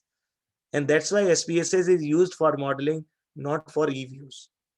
Eviews people claim that, okay, they are going for the modeling, but if you see, because they generate only one table, which I will show you in the Google also, or in some other, so Eviews generally people go for the even I have the, even after this one, you just give me 5-10 minutes, I will come back to these questions. So you have asked a very good question, Fatima. So SPSS we generally use for the modeling, advanced one, because now SPSS is one of the software going stronger. And if you remember, I don't know how many people have used R Essentials. Have you heard the R Essentials, guys, in SPSS, which can help us to add these sub different? Can we use both software? Yes, you can use both, but again, you will get the different, results. So it is advisable because you can't put everything. Otherwise, you can see that too many cook spoil the broth. It is just like that. So it is advisable because it depends upon your analysis, how much analysis, deep analysis you are, you want to use these softwares. But majorly, I will go for the SPSS because my job is to go for the modeling. My job is to find the BIC, AIC, and the same value I'm getting in the Eviews. So what is the fun of to use the Eviews? Eviews has their own limitation.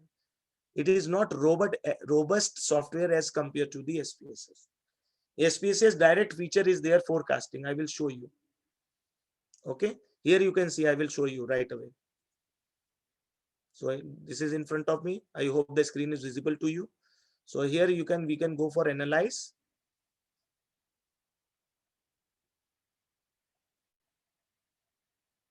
This software is taking time to activate. Response is slow. So in analyze, there is a direct option forecasting. And various models are given here. So we can use it, right? So I think it will take time. I don't know. So let me continue my discussion. So we'll do and perform some exercise over this, okay? Because today we have to finish early because organizers, they have the meeting also. So they have requested me to wind up these sessions early. And whatever the queries are there, we'll discuss one-to-one also or through email, okay? So let's resume our discussion. So these are the conditions, guys. So look at this condition carefully. So if a constant or trend belong in the equation, we must also use the DF test stats that adjust for the impact of the distribution on the test statistics. So what it means, whenever we have the constant or the trend belong to that particular equation, we always go and select the DF test statistics, okay, in order to have this. These are the augmented DF test. Hope you remember in previous discussion, we were talking about EDF test. Remember? So that is what is EDF, augmented Dickey-Fuller test. So in this case, if there are a higher order of AR dynamics, autoregressive dynamics or ARMA dynamics that can be approximated by longer AR term. Suppose AR is 3. So how to go about? So in this case, YT plus phi 1, YT minus 1 plus phi 2, YT minus 2 plus phi 3, YT minus 3. So these terminologies have been added is equal to epsilon T. So this can be written as function of just YT minus 1 as a series of difference lag term. So what could be the lag term? So let's understand. YT is equal to phi 1 plus phi 2 plus phi 3. Then YT minus 1 minus phi 2 plus phi 3, then YT minus 1, then minus YT minus 2, likewise. So we have to make the series actually of these difference lag terms plus epsilon T, right? So we can say that YT is equal to phi 1. So this phi is denoted by rho. This is the rho. So rho is also the phi. So rho 1 YT minus 1 plus rho 2 delta YT minus 1, then rho 3 delta YT minus 2 plus epsilon T. So this is the final equation we will get in the case of augmented Dickey-Fuller test. So this we should know, though we are using these softwares, guys, we should know that what is going behind. At least we have some inclination about this.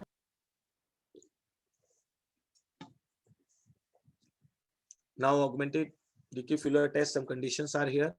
So if we have the reason to believe that such dynamic exists, we need to add the difference lag terms to our Dickey-Fuller test. I will show you in the regression also in SPSS. Soak it up. Soak it up means you use it. Then delta YT, then difference, because we are not talking about the difference lag term. That's why we are using delta YT is equal to rho 1 minus 1 YT minus 1 plus summation from J to rho, then rho J YT minus J plus 1 plus epsilon T. So this is the equation where I'm adding 1 lag term, add difference lag term. So that's why we are using t minus j plus 1, because we have to use the different notation.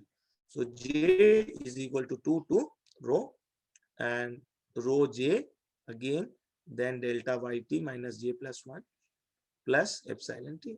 So these are called augmented equivalent EDF tests, which are implemented in many econometric software packages internally very well. So we will use, and we will see that how ADF, and BIC criteria are fulfilled. I think we are nearest to the end of the discussion, guys. There are a couple of slides. These are conditions. Please take a picture of this, guys. This is maybe useful to you. So wherever, I feel important, I myself, insist you to go for these. So it is not, so these are the conditions. I should say these are the conditions. I'll increase the size also, you can see. It is not always easy to tell if a unit root exists. Right, guys? Based on that particular discussion for condition, if you remember. So it is not always easy to tell if a unit root exists, because these tests have a lower power against near unit root alternatives. Okay, guys? There are also size problem, false positives, because we cannot include an. There are also size problems, false positives, maybe a positive, because we believe that there may be a false positive exists. That is a size problem we are concerned with, right?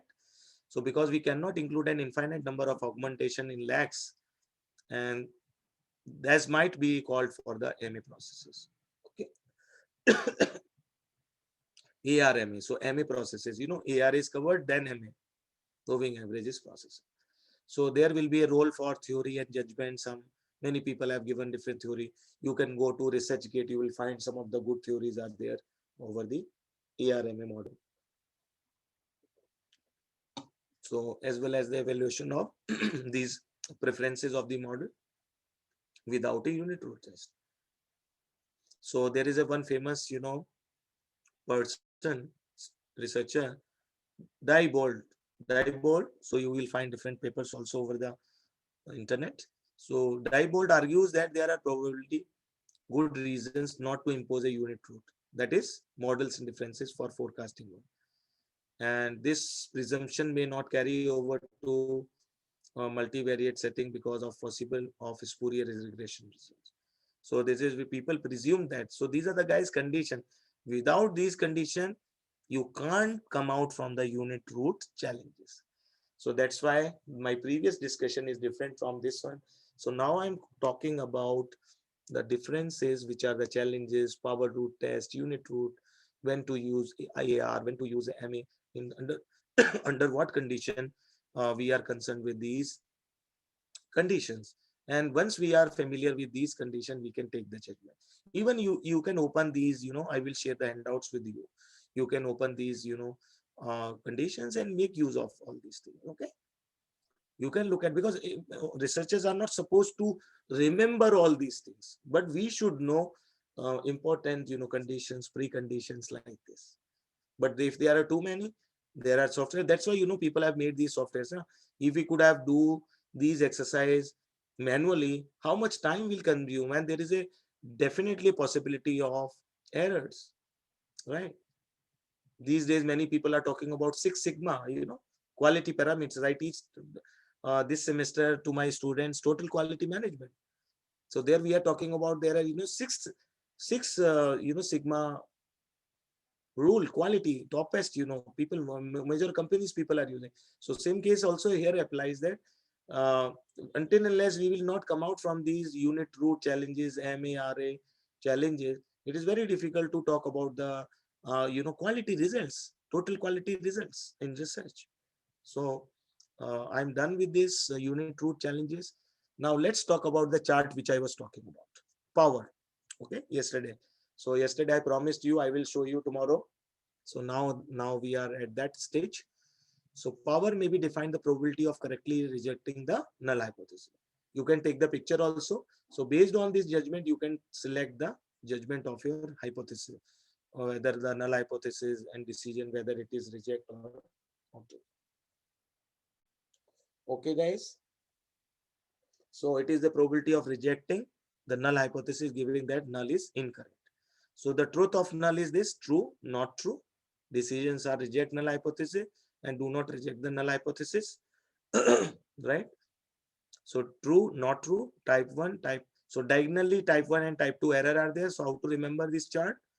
Truth of null, true or not true, decision reject or not reject or do not reject. Okay. Or first to reject, not to reject. That depends upon whatever the notation you feel like. True is type 1, then correct, then power, then type 2. So here it is not coming incorrect. It is coming power. So power may define the probability of correcting the rejecting the null hypothesis. So I can use the red button so you can see here. So it is the probability of rejecting the null hypothesis, giving that the null is incorrect. So I think we are done with this exercise. I hope you are. So any queries, guys, so far? So now you have some idea about the non-stationary data series. Any queries, guys? Please type in chat window. So guys, let's break with the permission of organizers. Yes, sir. Yes, sir. So can we take a break of half an hour? Yes, sir. Half an hour. Half an hour. So guys, we will come back at 12:50. 12:50 we will come back and we will resume our discussion. So till then, please be with us and thank you very much for your patientful listening. Yeah, So sir. over to Dr. Regan. Yeah, sir. Thank you, sir. Thank you so much. And now there is announcement regarding the half an hour break. So a break time already 12:15, but right now 12:20 is over. So now time is to start, and I requested to all the participant, please join again from the same link and join timely, because we will continue this session. And as we have earlier informed you, this session is too short.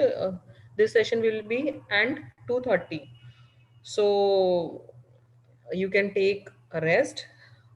Okay, thank you participants. We will meet again after the break.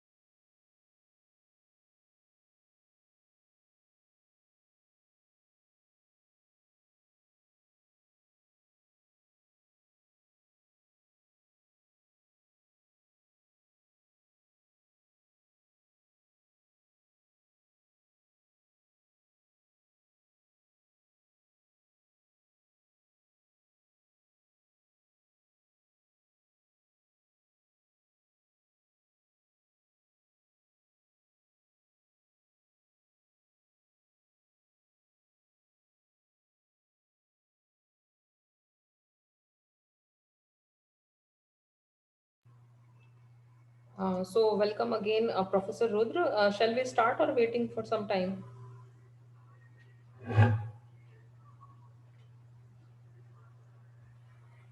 Yeah, is I am audible?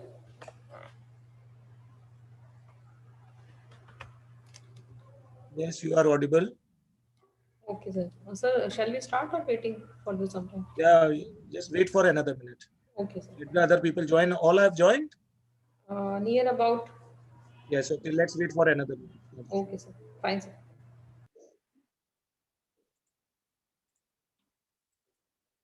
Dr. Renu, Yes, sir. the meeting is scheduled till 3, so we have to consider that also in mind. Okay, sir.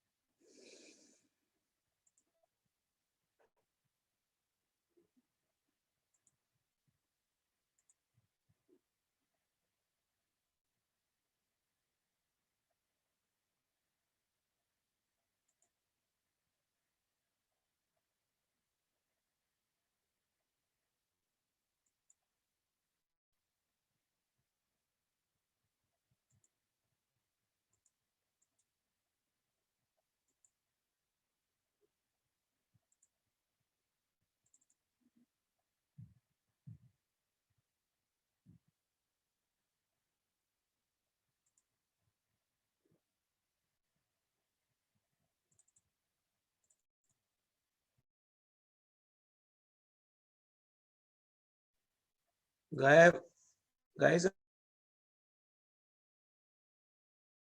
chat window.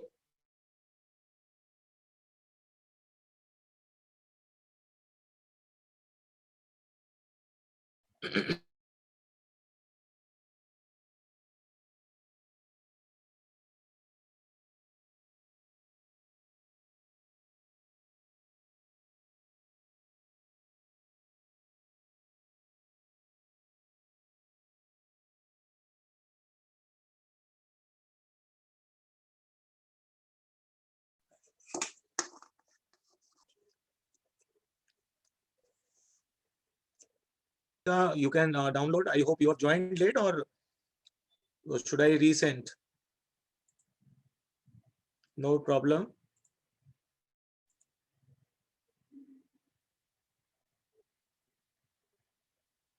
I've sent again. Please have a look and download. We'll use this in SPSS.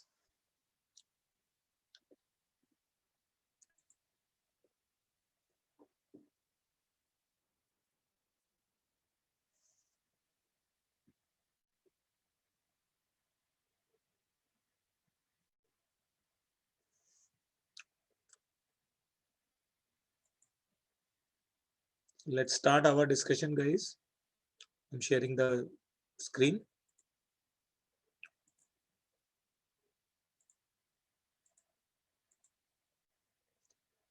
So guys, let's talk about, some of the very good information about logic, probit and topit models also, because this is also important. Okay.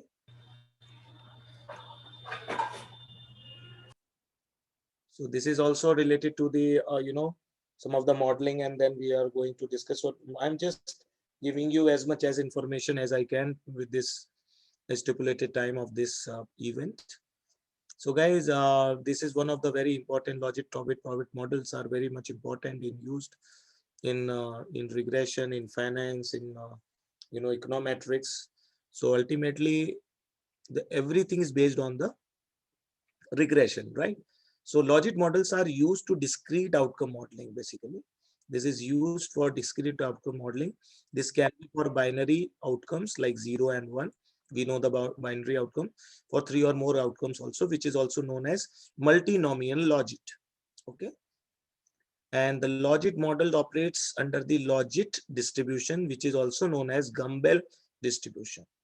Gumbel distribution. The new name is Gumbel distribution, which is also known as logit distribution, right? And it is preferred for large sample sizes. So whenever we are dealing with the large sample size in our, research data, then we should go for the logit models. What are probit models, guys? These are also mostly the same with respect to the logit models, especially because in binary form 0 and 1. However, for 3 or more outcomes, so you can say that 3 or more outcomes are important in this context, which is typically ranking or ordering. It operates much differently.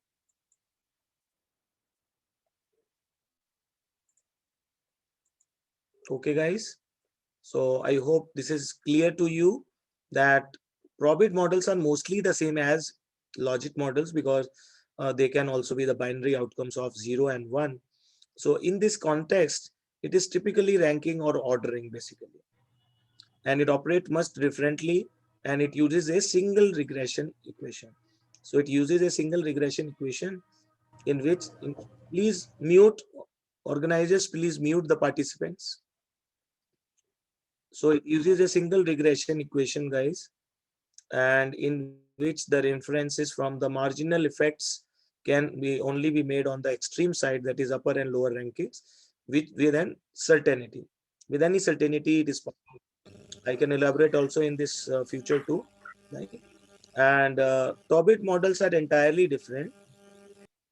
Please mute, who is this fellow? Please mute that fellow.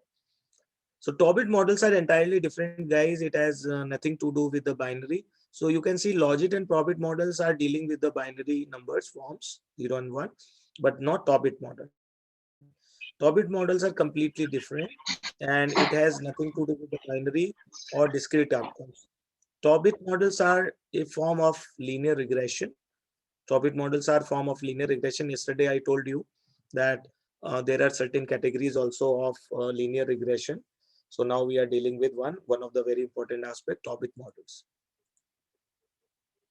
Okay, yes, Dr. I'm increasing the slide, yes.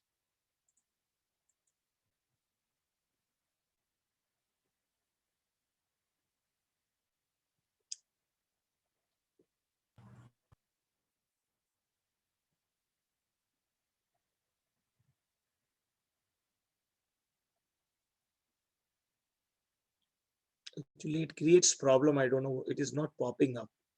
Some problem or the processor is not allowing to. That's why I was making this. Okay, not an issue, sir. We continue, sir. Yeah.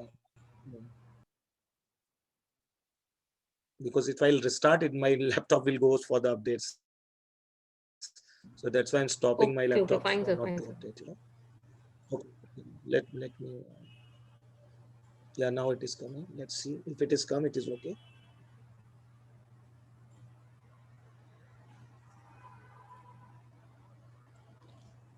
Yes, now it is coming. Right, very good. So I hope this is clear, guys. So I was talking about here. Yes, sir. Probit models are form of linear regression, specifically if a continuous dependent variable needs to be regressed, but it is skewed to one direction. Suppose your data and regression, your continuous dependent variables need to be regressed, but it is skewed in one direction. Skewed, you know the skewness. So please go through, some of the topics, because not in this session, we can't cover up all the topics, right? Because of paucity of time. So skewed to the one direction, please note it. You can go to home and you can just go. So Tobit model is used. So in such cases, the specific condition you must note down. Let me take this. So guys, you can note down from here. This is the specific condition to this one. Okay. So the Tobit model allows regression of such a variable which is censoring it to the regression of a continuous dependent variable. So like this, you can just go through as far as this his number is concerned, so that you can see this, right?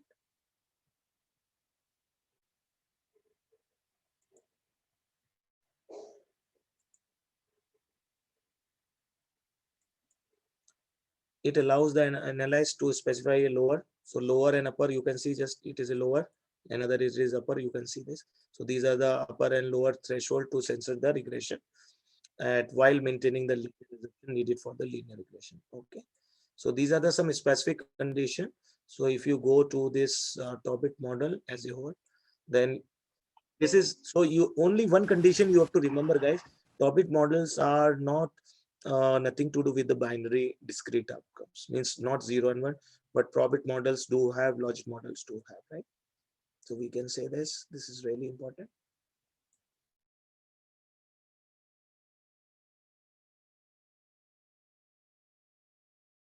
These all drawings.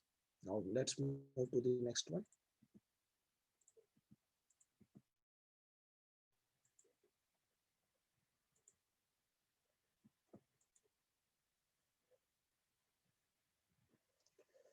I think this computer is not allowing. Let me go to the minimized version.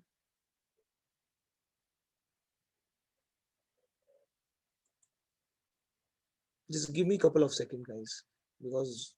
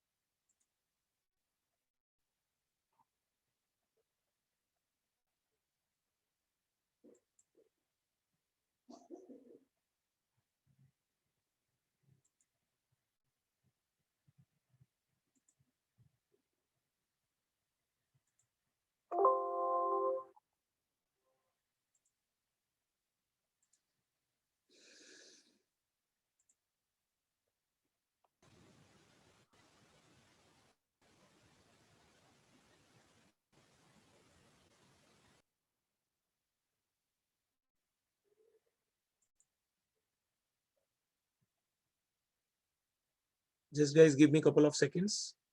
I'm reopening that discussion presentation.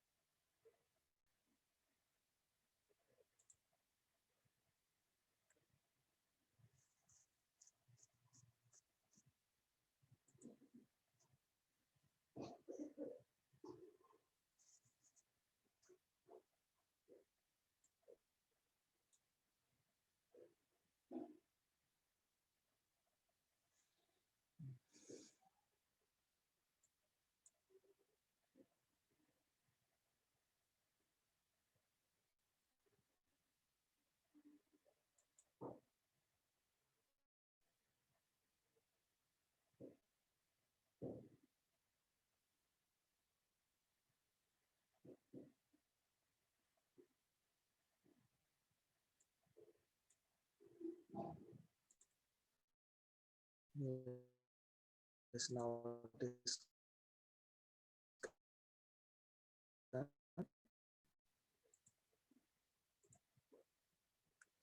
So guys, I was talking about, I hope now I have increased the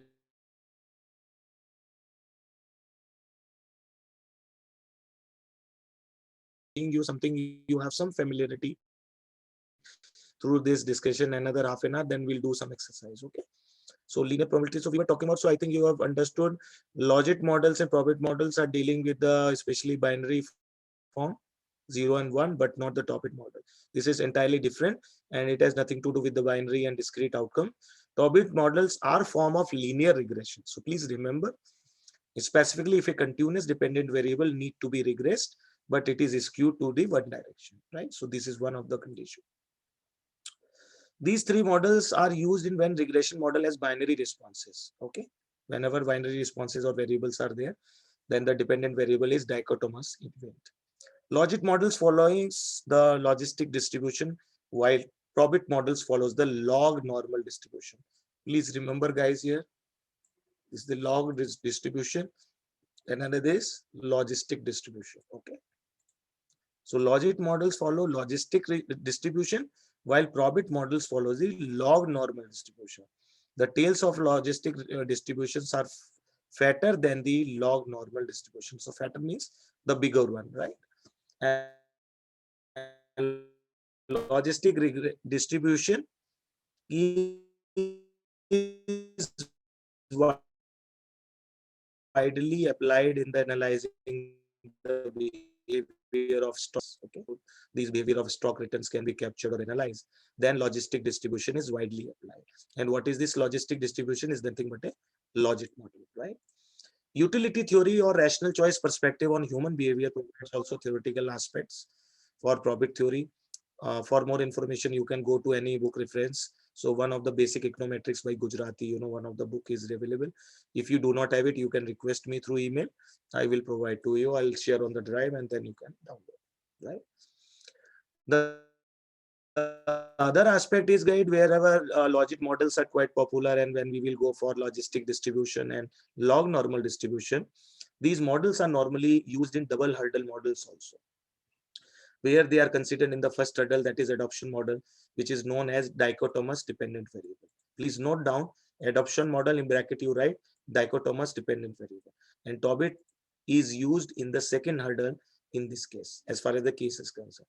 So in this, as far as this case is concerned, the dependent variable is not binary or dichotomous. Dichotomous, two. Dichotomy, yesterday I also told you dichotomy, yes or no, 0 and 1, like this. So that is not binary. In this case, the dependent variable is not binary or dichotomous, but dichotomous, but real values exist. Okay. So for example, in adoption of improvised maize seeds by the farmer in any particular location, they may be asked that if there are, will adopt the improvised seeds also, like in the form of yes or no. Anyone in ask, in general conversation, whether it is good or bad. So people answer dichotomic ways, yes or no. Then the logit or probit models are used depending on the distribution, whichever the distribution we are dealing with. Suppose we are dealing with logistic distribution, then logit models will be used. Suppose we are dealing with log normal distribution, then the probit model is used, right?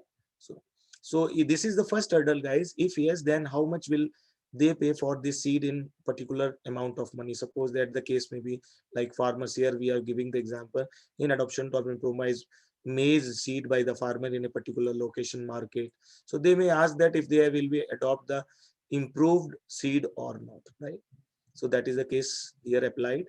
And in this case, we use Tobit model with the amount they will pay as dependent variable. So this takes care of the second hurdle, and you can read more other adoption models also like this, and you can find the way like as far as these Tobit model, probit model, and logit models are concerned, right? So what do you mean by linear probability model? Let's look at. So often the dependent variable is a dummy variable in such cases.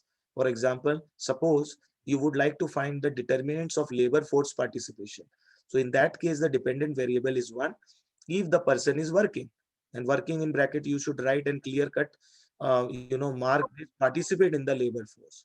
Because if you will not mark and the values are not highlighted, it is very difficult and cumbersome that to define that what is the person is working and in which area the particular context is linked. And when 0 if applied or 0 is there, if the person is not working, so in bracket you have to write specifically does not participate in the labor force. So it is not nice. So many times, people ask from me that, sir, it is necessary to use such terminologies. Yes, in research, the more explanation, the more explicit information if you are giving, you can ensure that your value of research is having some power. If you hide something, then probably people will not pay attention properly, as the case may be when somebody is providing the complete information. Okay, so guys, it is denoted by simple ordinary least square equation. So you can see, so simplest way to predict the probability that the person would have participated in the labor force is to estimate the following models using OLS. So this is the case: INLF beta naught plus beta 1, then dot dot dot, definitely plus sign will be there because it is the equation plus u. So where INLF is equal to 1 if the person is in the labor force. So INLF is the labor force, LF is the short, and INLF is equal to 0 if the person is not the labor force. So this type of model is called the linear probability model. So you can see that this kind of model are known as linear probability model. Okay, as long as explanatory variables are correlated with the error term, the simplest method is perfectly fine. However, a caution is necessary when the dependent variable is a dummy variable. So in that case, VAR, U having the relationship with the x beta 1 minus x beta, where x beta is the short and notation for the beta naught plus beta 1, then plus dot dot dot plus bkk xk, like this. So these are some notation because I've used the presentation. I'm not using the equation editor because it will take time. So that's why I hope you have the idea about these notations in short. So thus the variance, this is most important, guys. Thus the variance depends on the value of x variable, right? Which means that a heteroscedastic, which means that it is heteroscedastic. Hetero and homoscedastic and heteroscedastic. Did you remember? Then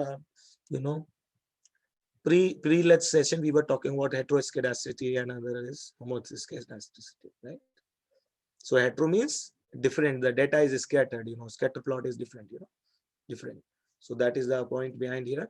So you should always use the robust standard error methodology in solving the linear probability model. Okay. So these are the simple equation. I'm not keeping you bored by showing these equations, but you have some idea about that beta naught plus beta 1, then the coefficient will come, then beta 2 plus coefficient will come, then plus beta 3, then experience will come, like this. You can use anything, but your equation will be in the summation sign. So let's understand this concept. One problem of the linear probability model is that the predicted probability can be greater than 1 or smaller than 1. So whenever, guys, we are dealing with any situation of the research and problem, and we are using a linear probability model. So in that case, we should understand that the predicted probability can be greater than 1 or smaller than 1, because our values lies between these two range, 0 and 1. So this problem can be avoided by using the probit or logic models, which are described below. Let's see how we can avoid such kind of problem, because whenever we use use the linear probability model, there is one problem exists. And what is the problem? There the predicted probability can be greater than 1 or smaller than 0. So in order to avoid this is the major problem, we should use the probit or logic models, and let's see how it will work. So nonetheless, you should note that in many applications, the predicted probabilities fall mostly within the 0 and 1, that we know in the usual cases, right? Thus, it is still a reasonable model, and it has been applied in many papers also, because 0 and 1 interval, people, go for the predicted probability, and as per their choices, they use these models. So the probit and logic models, let's consider one by one. So first case is, consider that you would like to know the determinants of the labor force participant. As far as that farmer example is concerned, labor force participation of married women. Okay, this is the condition, for example. So for the simplicity, let us consider the model with only one explanatory variable. So let's understand what is this explanatory variable using the latent variable 2.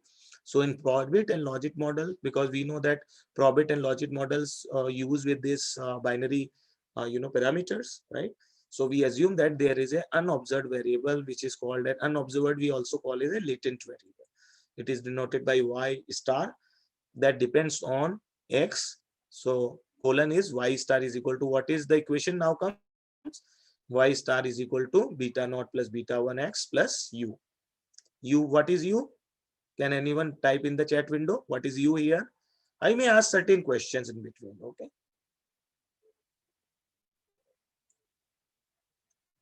Error. Very good. That's great, Jack. Yeah. So error. Yes, you are right. So error is there. So here now we are using the different notation in order to have the better explanation. So y star is equal to beta naught plus beta 1x plus error.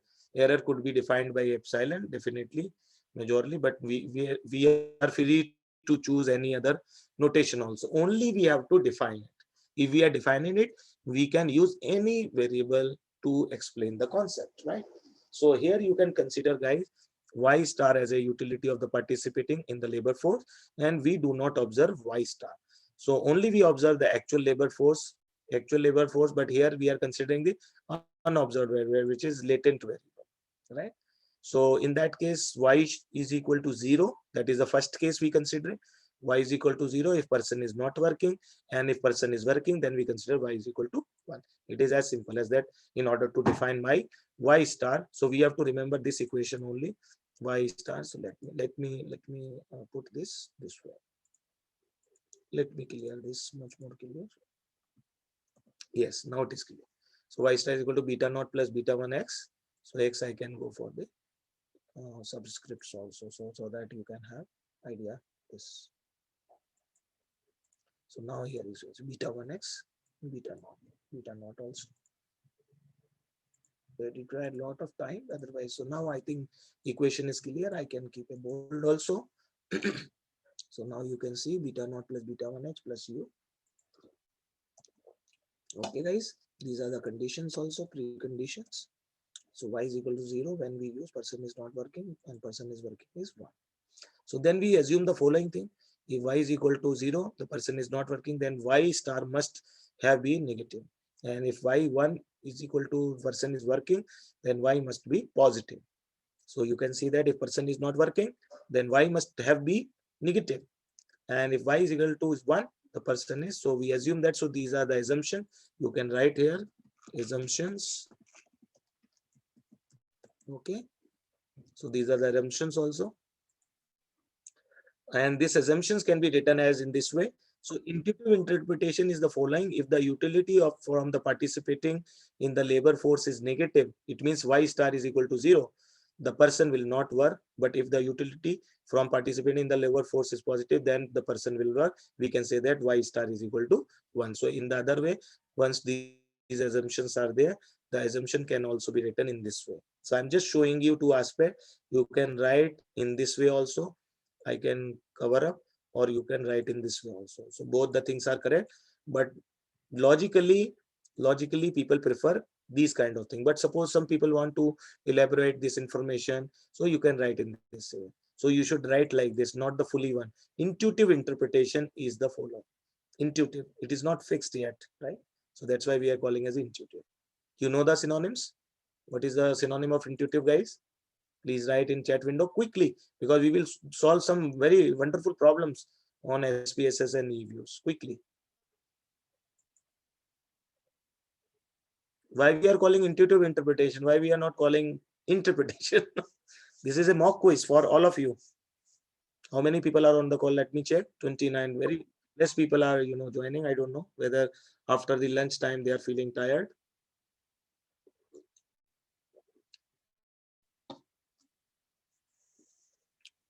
Jakia, any observations? Fatima, you have something to say? So I will tell you, I will help you. Intuitive interpretation is the following, because we presume that the interpretation is not perfect, that there may be some negation or some maybe some addition as far as the discussion or the context is concerned. So that's why intuitive interpretation is the following. So guys, same equation in a different format. So give the data about X and Y. We can compute the likelihood contribution, each person in the data, make the distribution assumption. The error term is U, and model is yi star is equal to beta naught plus beta 1 xi plus ui. So here I is the subscript, denotes the observation I.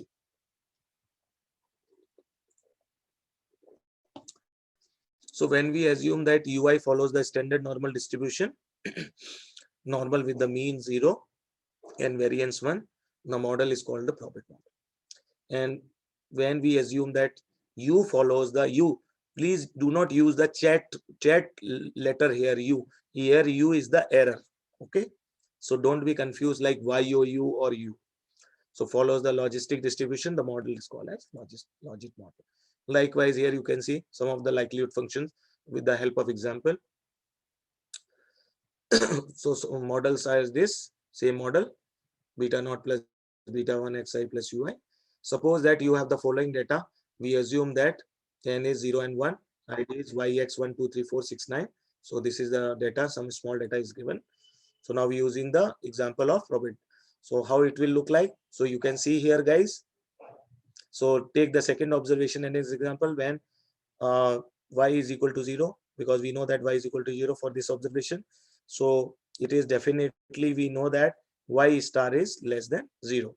So the likelihood contributions are as follows: beta naught minus beta 1, beta naught minus 9 beta 1, beta naught minus 4 beta 1, beta naught minus 5 beta 1, and beta naught minus 6 beta 1, like this. Okay. So these are the likelihood contributions with respect to the this model, this data which is given here. So then the likelihood function is given by this, and probit model likelihood for the general cases are as follows. So this is the equation. You can see it is simple as that, only the notations are changing. Here n is equal to 0 and 1 because binary numbers we are talking about, and id yx1 y1, then y2, then y3, and so on and so forth. So it is less like that, n yn minus, sorry, n yn multiplied by n. Okay. So then we know that the above can be conveniently written as with the help of log, because in such cases, because we are talking about the likelihood as far as the probit model is concerned. So we usually maximize the log L. So in the stata or in different, models. Okay. So the parameters that maximizes log is, so we generally call it as a MLE. So maximize log are the estimators of the probit model. So the MLE is done automatically by stata in general cases. So whenever we go for this, because I'm just sharing some of the rules so that you can identify. Otherwise, the machine will give you the results. Okay, what you will do that you never know what is going on when we are using logic topic, because that's why people are fail to publish a good research paper in the leading journals, because this thing is lacking behind in their papers. The discussion is not valid, or the connection is not connected well, right? So likewise, so that's why I'm showing you all these things. Rest I'll share the handouts with you. So there is a lot about, so I have discussed one case. Likewise, you can think for logic, the same thing, interpreting the parameters also. So it's a lengthy presentation, so I'm just showing you some of the things. This is another probit case. You can see the probability that person participate in the labor force. If beta 1 is positive, increase in the x would be increase the probability. When beta is negative, then increase in the x will decrease the probability, like this. It is the example, increase in non-wife income will increase the probability that woman works. Increase in education will increase the probability that woman works, like this. Okay, so I think I am done with this. There is a long presentation. Yes, Jaika, you are right. Yes, we'll share the handouts. Okay. So these are the conditions, guys. So it required a lot of time to make all these things, but anyway. So now quickly let's do. So which one you want to use? So guys, before going to this, I'll show you those who do not have. So guys, this is the Eviews latest version available. 11th version is available. So please install it. If you do not have it, you can install after this session. It is free.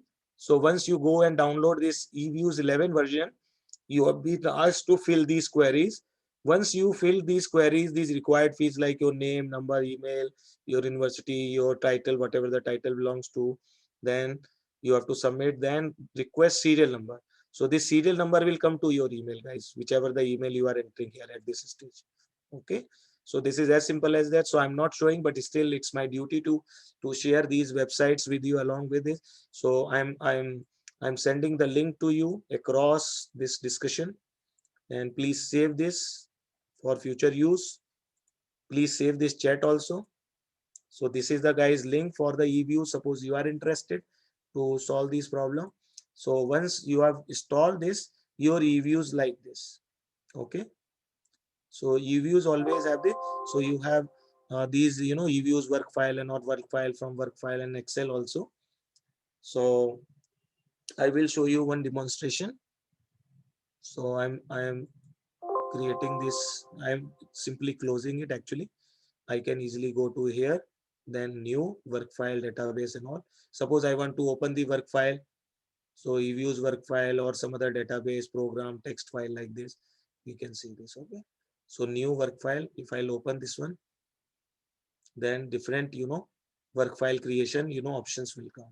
Page number and start date and all date like this. Okay. So these are the commands. So here you will get only two windows, command and capture. So this is a Eviews 11th latest version which I am showing you. So let me open the file. So I will open the file, guys.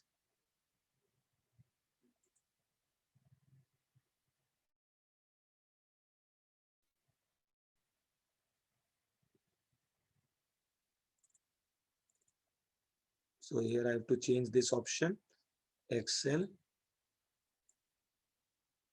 So I'm using one database I have having final data ready for analysis. Okay. So I'm using some research data in Excel. Okay.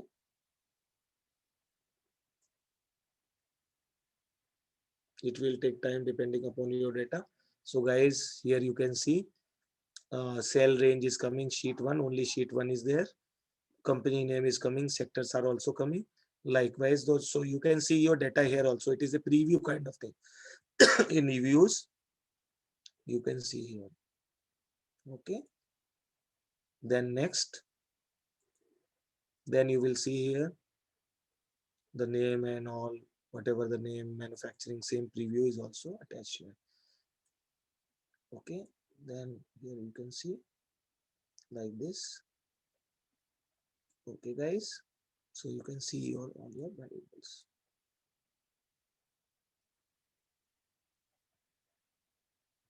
Now this is my last stage, step 4. There are 4 steps you will find majorly.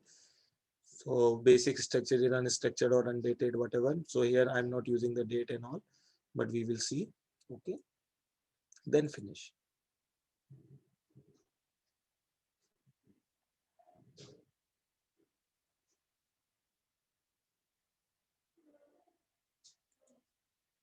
So guys, a small window will be there. You can see here.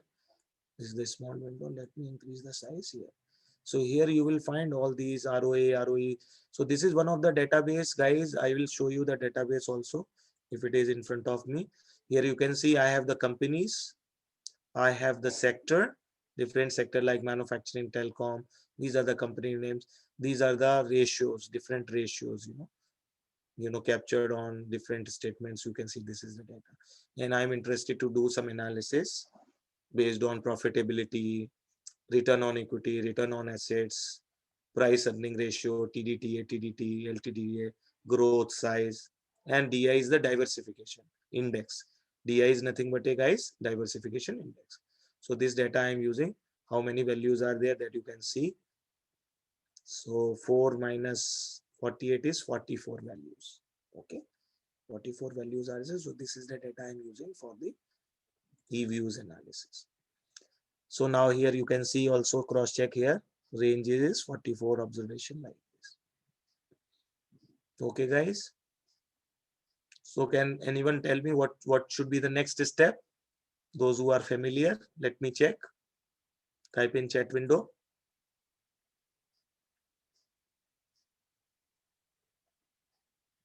Here you will find different features also.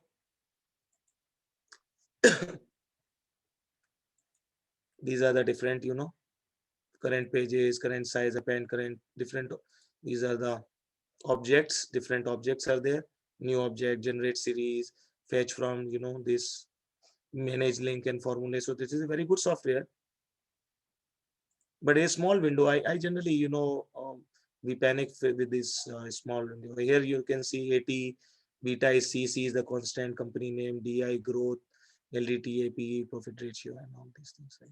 So what should be my next job, guys? Anyone tell me?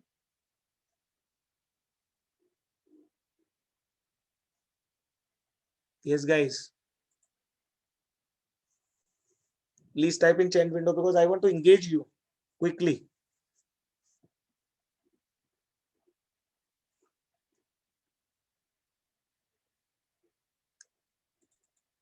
So guys, if I'll click this one, you can see these values are coming differently.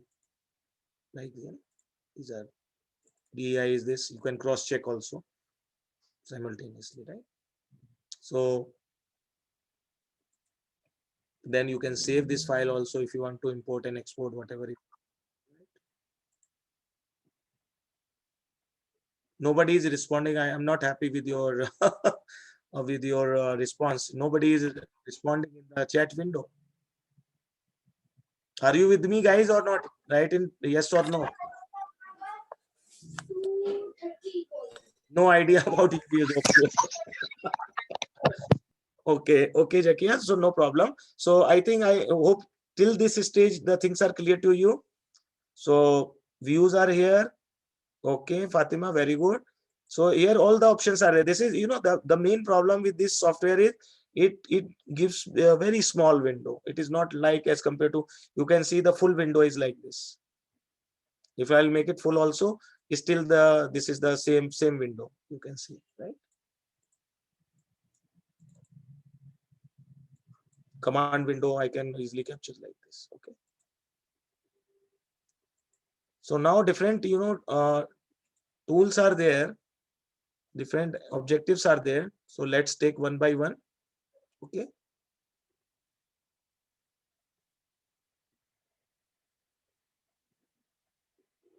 These are different options. So let's generate the series. So we have to find, then write the equations also in this way, then we can able to use it. Okay. So this is one of the things. So it is command prompt, and this different options, capture and command prompts exercise are there. Okay. So now I'm removing it. So this is manual. Now this is fetch the data. Okay. Let me see. I think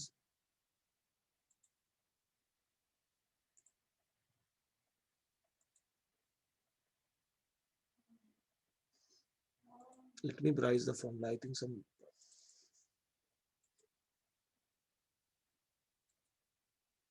So here you can see now it is working as, otherwise I was thinking to reconnect. So guys, here you can see new objects. I have to make this model, a pool, sample, scalar, series alpha, spool. So you have to go through the tutorial one, because because of paucity of time I skipped the tutorial because organizer said that is not there. So equations also, to type of the objective is equation, model, sample.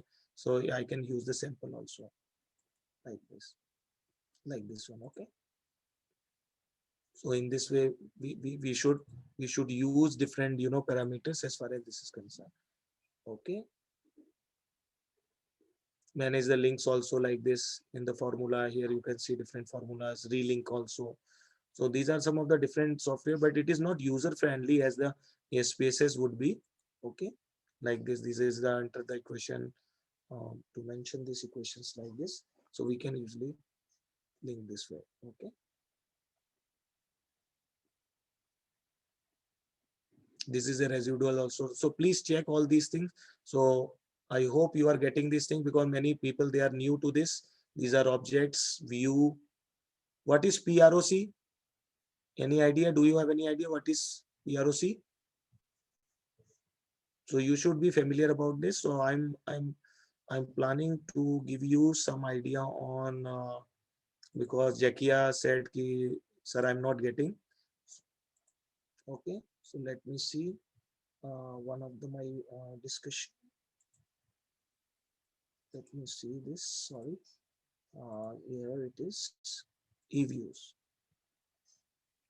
Let me give you the brief idea, then we will go for this. Okay. If I'll go this one, then probably you may not be able to understand. Okay.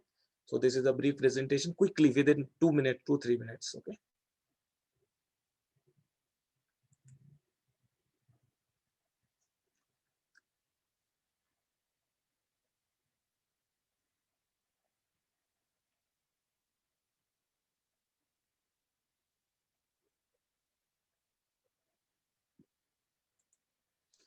So guys,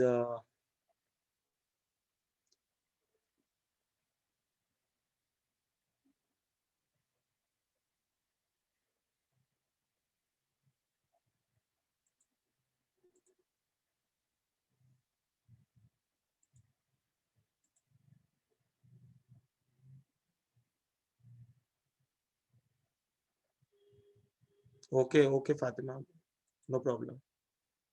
Very good. That's great to know that you are interested in statistics software. Very good.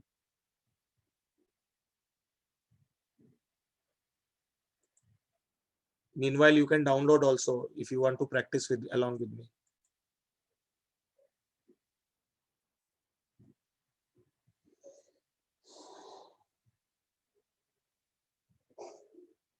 Just give me 1 minute. I think some problem, technical problem in my laptop is.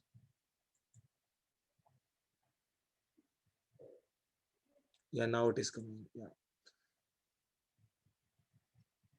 So I hope it is clear. So I will not make it another way. It is very difficult. So guys, this is a short tutorial. Just I'm showing you how to use it. Then you are familiar. Otherwise, if I'll use pick and choose, then probably you will confuse. Okay. So guys, Eviews icon, main Eviews windows is there. Like these are the menus as it was. You can see here, these are the menus. File, edit, object, view, this, right? I don't know why it is showing full.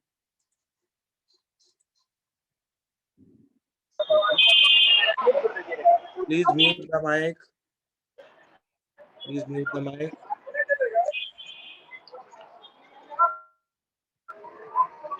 Okay.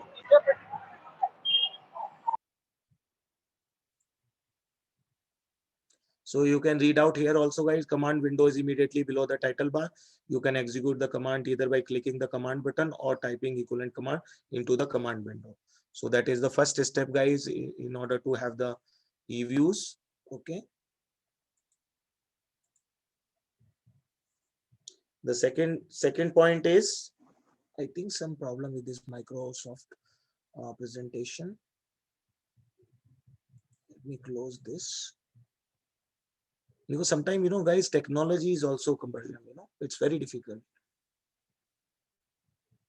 These days, lot of updates are coming. These software companies are updating our systems day by day because of security reasons.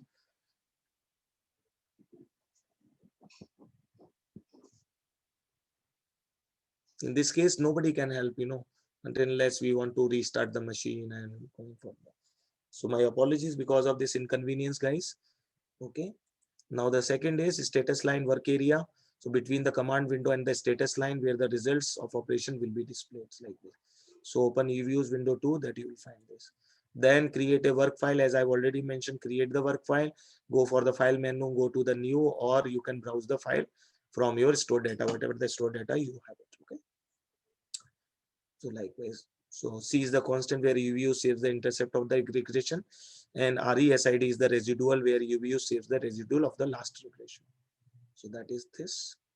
Then import the data, whatever the, you can go for the Excel or you can read out into this. And then you can go to this Eviews work file window, read the text, Lotus, Excel, whatever you can read it. Edit button, freeze it, edit, save data like this. And you can use this. Okay.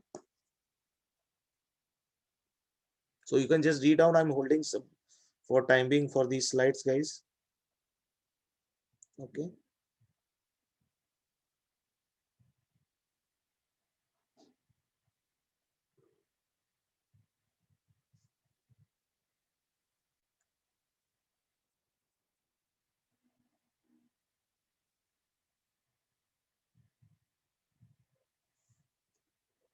Likewise, you can see here, save the entire workforce, like save, because you have to need not to make this.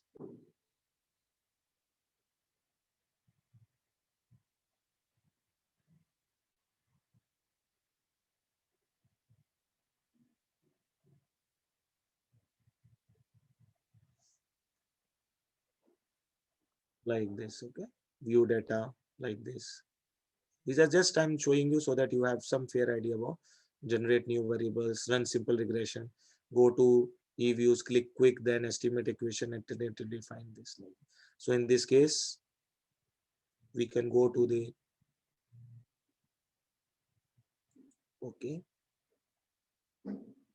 then we can see the structure reset current page, contract current page, like set the sample like this. Different samples are there. So we can select this. Okay, same options you will find here also in this window as well. Export the data and export the data and import the data like this. Okay, as far as this is concerned.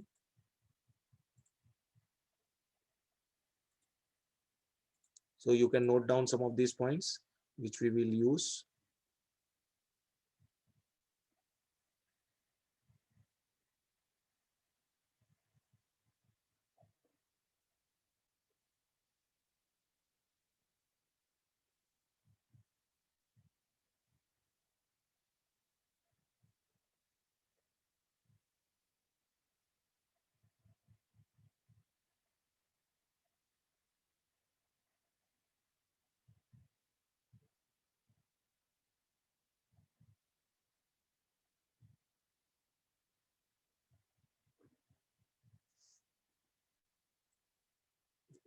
Then run simple regression to name. If run linear regression, you may just go for the variable instead of whole formula. First the dependent variable, then write down all the dependent variables like this. Then go to the main views, click quick, then estimate equation like this. So there are different options also, guys, are available. Simple regression 2 in this way, then regression 3 interpretation of the coefficient, and then you can find this.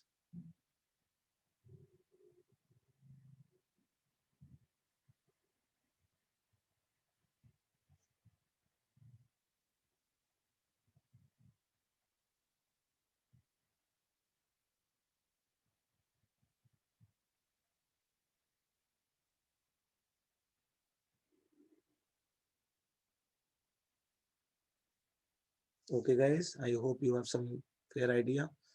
This is main part, guys. From 1, you please note down what is the difference between these two. Please note down. This is really important for us.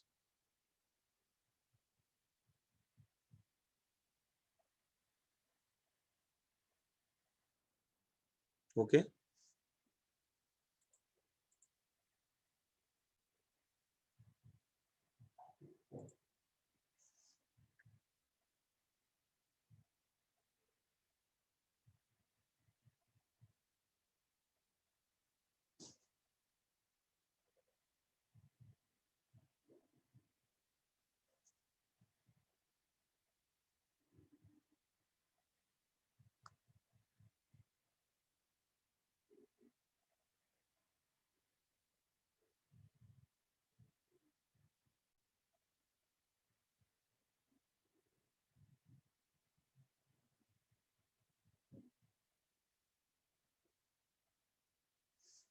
Okay, guys, so let's start our this thing. I think this is clear to you, everyone.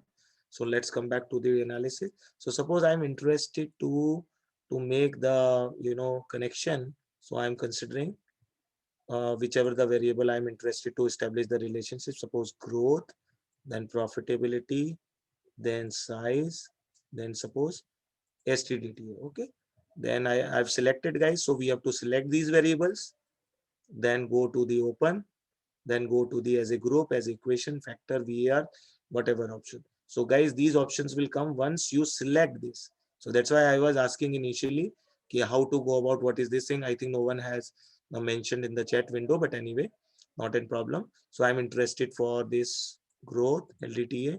So these options, even I can select these variables excluding residual, then go to the open preview like this. We can go for this, okay?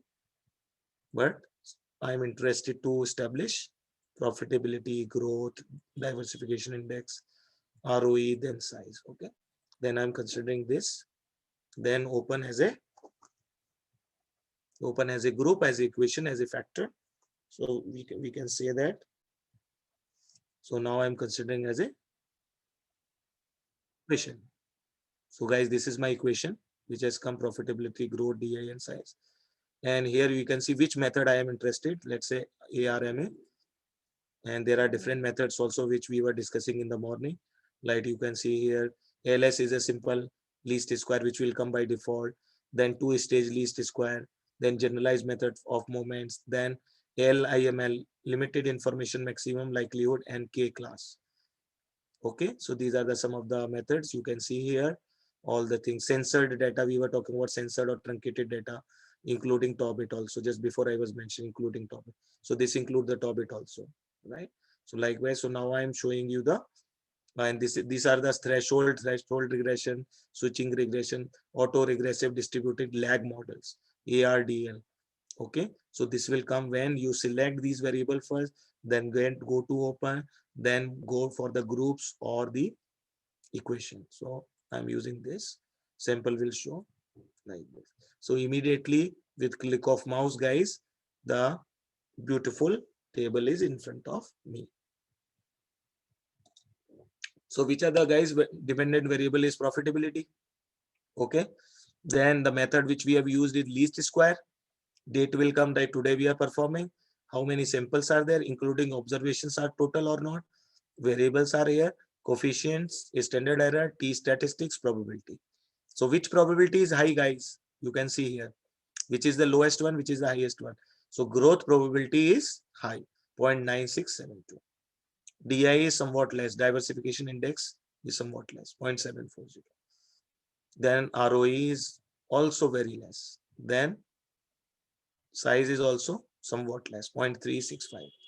And these R squared, adjusted R squared, square error of, error of the regression is there.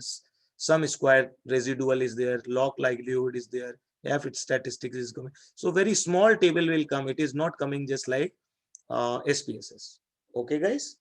So I hope this is really easy for you. So at random, I am interested to make the equation. So if you want to, repeat the exercise, we can repeat also. Okay. So likewise, we can go for other estimation output also like this. So we can go for different views also like this. Okay. Forecast is also there.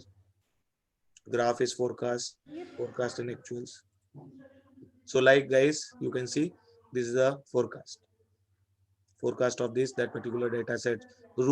Mean square error, RMS. Please remove this fellow who is talking. Laptop और desktop, इसके अलावा phone पे आप exam नहीं दे सकते, ये नया है ना। Organizers, please look at these defaulters. I have removed.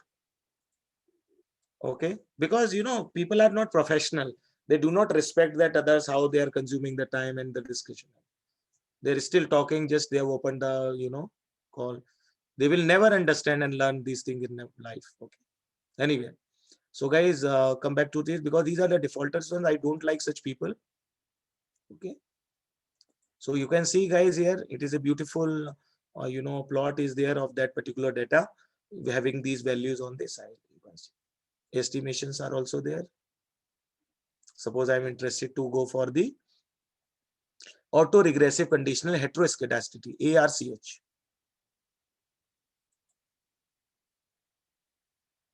You can see here. So beautiful table again has come. You can see here the equation is also coming, GARCH. like this.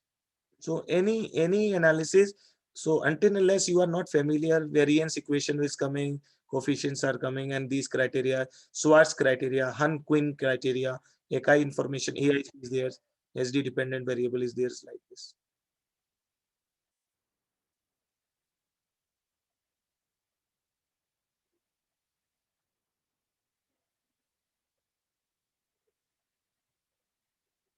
Yes, Jakia, we can easily determine the effect of explanatory variable on the dependent variable because these were the dependent variable. So in this case was the profitability. So affect the explanatory variable based on the variable which we are using. Let's take explanatory variable could be the growth, could be DI, could be ROE or all. So you can use Z statistics in this case, Z value along with their coefficient, whatever the coefficient are there, right? In the previous table, if you can remember. So at a time, whenever the any, that is a not a advantage here as compared to SPSS, whenever new result will come, the other result will go. That we need to save these commands separately. Okay.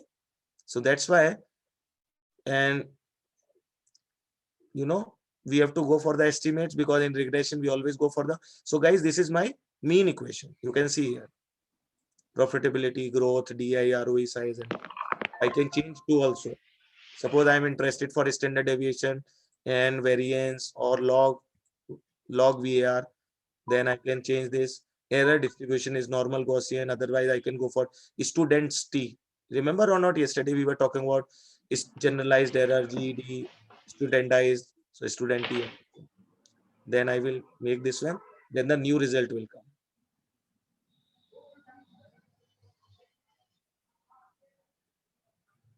So this is a new result.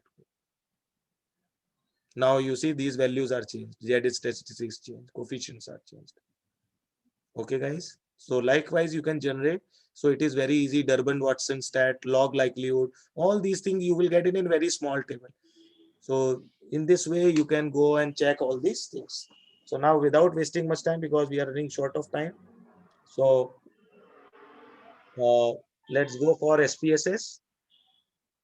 So guys, open your SPSS. You work with me. Okay, guys. So now you browse the data.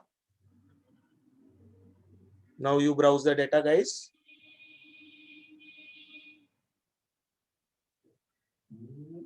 So I will open this. I will close this.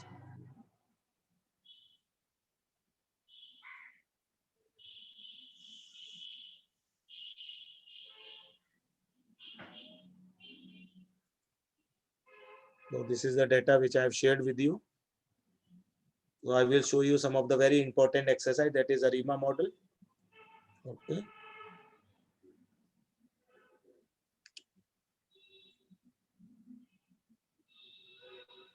So okay guys, these are the values. Okay. So now I'm copying directly. You can browse it also. It is one and the same thing because I'm saving the time because I have to label it. So I am showing you like this. Okay. So now I'm opening the new window with the SPSS case. Yes, now it is coming. New data.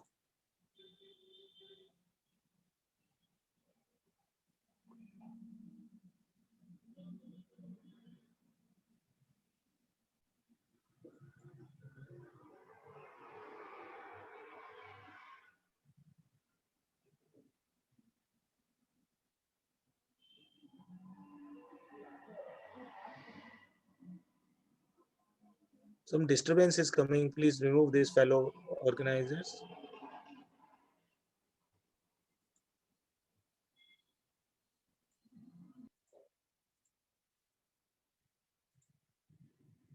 So okay guys, so now what I will do, and write the variable name. What is my variable name?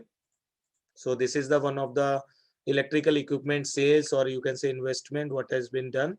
So this is one of the data, time series data having 195 values. So I will write here equipment short form only. I should write short form. Okay guys, So now here it is the created. Now I am pasting the value.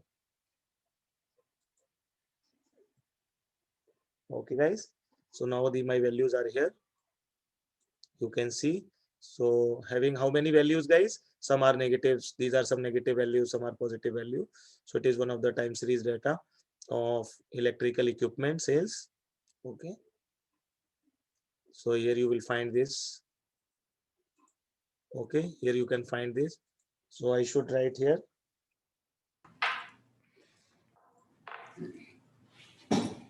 Okay, guys. Electrical equipment data, right? Label, whatever. These are the values. I can increase the width also. You can increase the width also because these values are quite width of the decimal places. You can say 12 up to columns also like this. What should be the measure, guys? Measure is the scale. Okay. Likewise. So now my sheet is ready for the analysis. Sir net चला गया ऊपर sir किस लिए sir अच्छा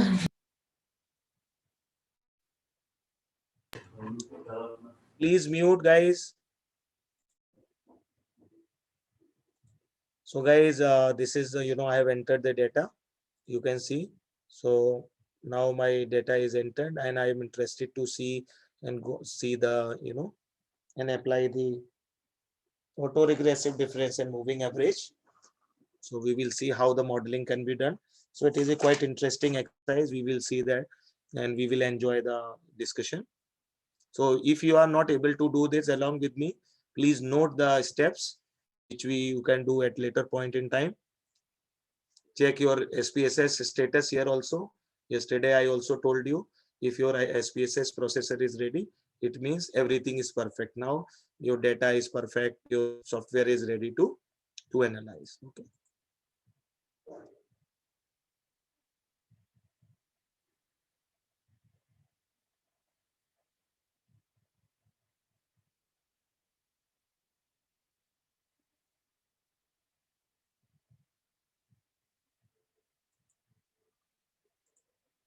Okay, guys. So now what should be my first step, guys?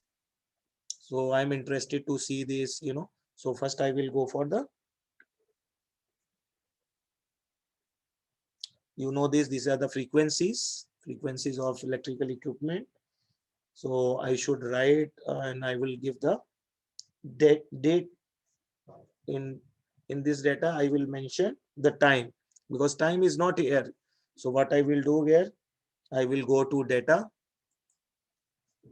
then go to define dates. So this is the second, which option? 1, 2, 3, 4, 5. Fifth option, we have to choose define dates. And there you will find different, cases, years, year quarters, year months, year quarter and months, days, and so on and so forth. So now I'm considering year and months because this is the query. And I am considering, this is by default, it will come like 1900.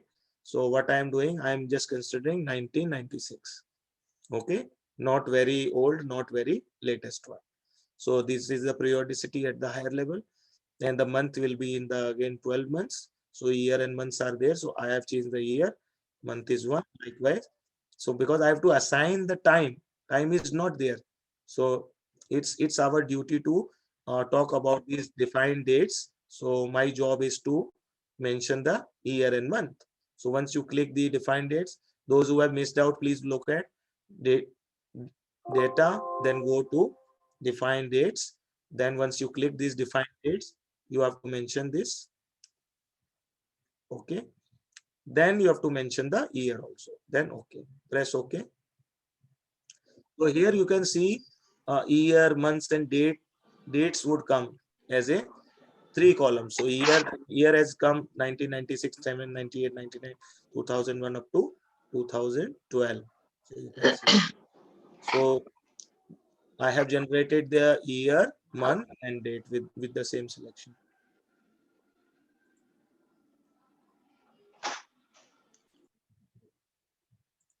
Okay, guys. So year, month and dates are there.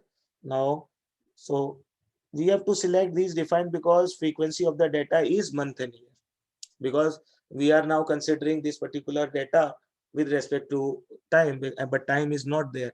Time is given, so I have selected, but based on my research, whatever the time I'm interested to calculate, I can do it with the help of data, define dates, select this month, year, or suppose quarter and months, day, whichever option you feel like. So I'm only considering at this point in time is years and month. Then once I've chosen this one, this window pop up and ask me the year and month. So months are coming by default with their periodicity at the high level is 12. Then 1990, 96, I have just randomly picked and okay. Okay. So this is my data is in front of us. So we will get these three additional variables here. One is year, month, and data along with my data set. Okay, guys. So let's now go for the forecasting. So again, the simple procedure I was mentioning in pre-lunch session also. So in SPSS, it is very user friendly and we can do forecasting also. So go to analyze, then go to, there is an option forecasting. Then I should go for the sequence chart because now I'm interested to formulate the different charts. We will see that what is the pattern and all. So now I'm getting the sequence chart. Okay. So likewise here you can see these variables are coming on the left side that we can see this. Okay. So now I will take electrical equipment variable. So I can shift the electrical variable there and date format.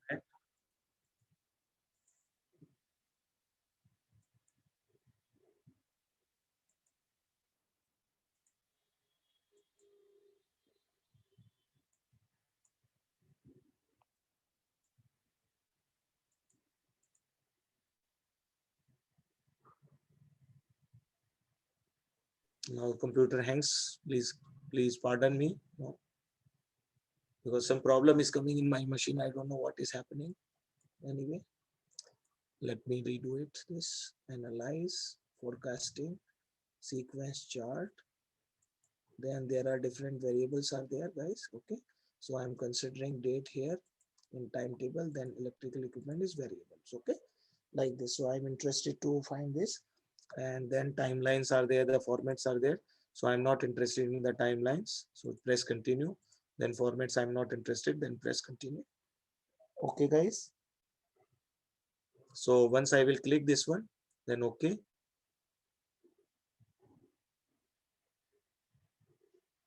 So now the you can see sequence plot is coming. You can see here. So we have the graph of data. This is monthly data. You can see monthly data from January 1996 to November 2011 like this. Up and downs, you can see these are the up and downs which are not stationary. Does not stationary, you can see. So we have the graph of the data, which is monthly data.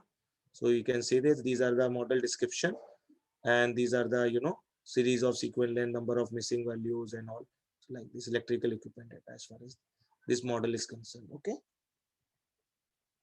Now let's go to the another exercise.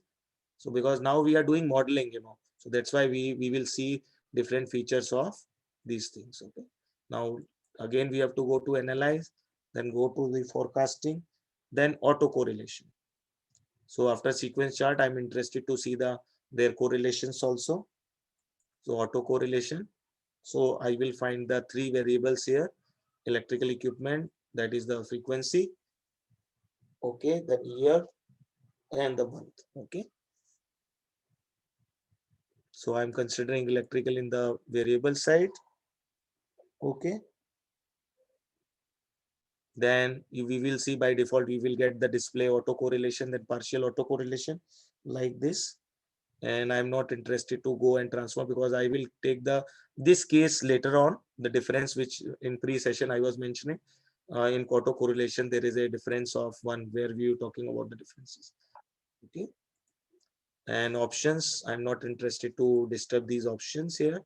only variable is there, autocorrelation I'm interested to find out. Okay, then press OK. So now we will see, these are the guys, ACF, you know, in morning we were talking about ACF.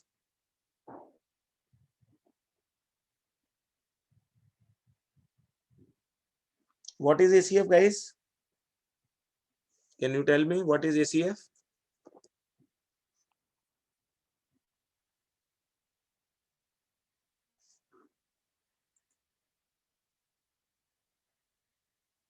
Yeah, I will repeat. Dr. Rakesh, I will repeat. Okay. I will repeat. So guys, I should go to the analyze, then go for the forecasting, then go for the correlation. So correlation, this was the condition here. Then my three variables is coming: electrical, equipments data, year, which is non-periodic, and a month is periodic. Okay. And I'm interested to find the autocorrelations. And we know that, so by default, you will find the autocorrelation and partial autocorrelation also. Okay. Then I am choosing this variable in which I'm interested to find the variable. Then I'm not, there are other options also, like transform, like natural log transform, difference, seasonally difference, current periodicity is 12. So I'm considering this current periodicity 12 by default. Okay. So once I'll click this one, then a beautiful model will emerge. Here you can see again ACF. So what is ACF? That is my question.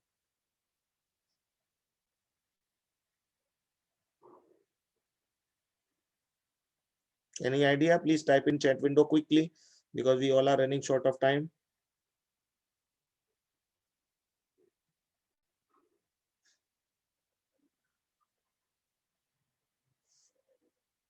Jaikya, you are there? Yes, very good. So Sir, sir, autocorrelation function? let me check. I'm waiting from others also. What is ACF? I'm waiting for a couple of seconds. Autocorrelation, sir. Yes, autocorrelation. So please type, do not speak, please type. Then we will appreciate.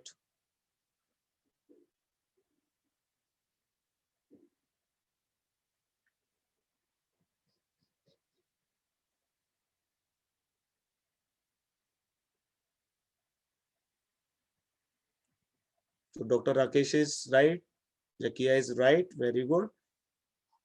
So you both are right. Many people are also right. So, these are some quiz tests, generally I like during the discussion, sort of I'll use these things as a, icebreakers. Yes, Dr. Shalini, you are also right. Okay, so you all are right. Thank you very much. So I was mentioning, guys, so now my autocorrelation functions are here with respect to the model which I have made. These are the trace processing summaries which are showing this, okay, with respect to the data, whatever the data is this. And here is the coded autocorrelation of all these legs are also on the left side, then autocorrelation value, then standard error, then box L junk statistics, which is also you having the degree of freedom, then significance level. If you want to see it like this. So there is no other values like this, but we should always look at these values. Okay, how much is the significance? Because this will show only up to 3 decimal places. Okay, guys.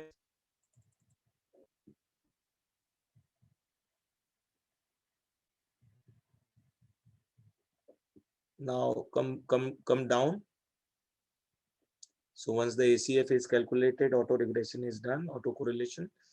Then here it is also written here, guys. You can see the underlying process assumes that independence. So as far as these autocorrelation values I was talking about. So here you can see autocorrelation. So what is this pattern? You can see these are the coefficient. This is the upper coefficient limit. These are the, so whether the data is stationary or not stationary. Yes, guys. And next question goes to you. So look at this chart. Above a line, there is a significant correlation, right? Above a line, a significant correlation. Above 0, non-stationary data is there. So let's see different for stationary. So after this one, we will see. So we can see and judge from here also. So there is always a condition, if you can recall that above a line significant, there is a correlation. So these are some of the significant values are there, but non-significant too. So those who are lying in between, we can say that. Okay, stationary. These are the lag numbers. These are the partial autocorrelation. So partial autocorrelations are somewhat nearest to the autocorrelation. Okay, so 0.910, 0.801, like this. So one is matching 0.910, but 2 is not matching, minus 0.166, like this, and standard errors. So here is also another level of partial ACF. So here you can see somewhat. So in this case, we will see and check the so let's see the difference for stationarity, because initially we have not chosen the difference part. So now let's go for the analyze again. Go to the forecasting. Okay, then the sequence chart. Then sequence chart. So these were there. Now I will select the difference. Okay, with the difference of 1. So let's see how it will look like. Then press OK. So guys, here you can see this is a beautiful chart has come while selecting the. So we can say that while looking this chart, it is just oscillating. You can see here it is just oscillating like this, right? And it looks be stationary or not, guys? My question goes to you. It looks stationary or not, like as the previous case it was.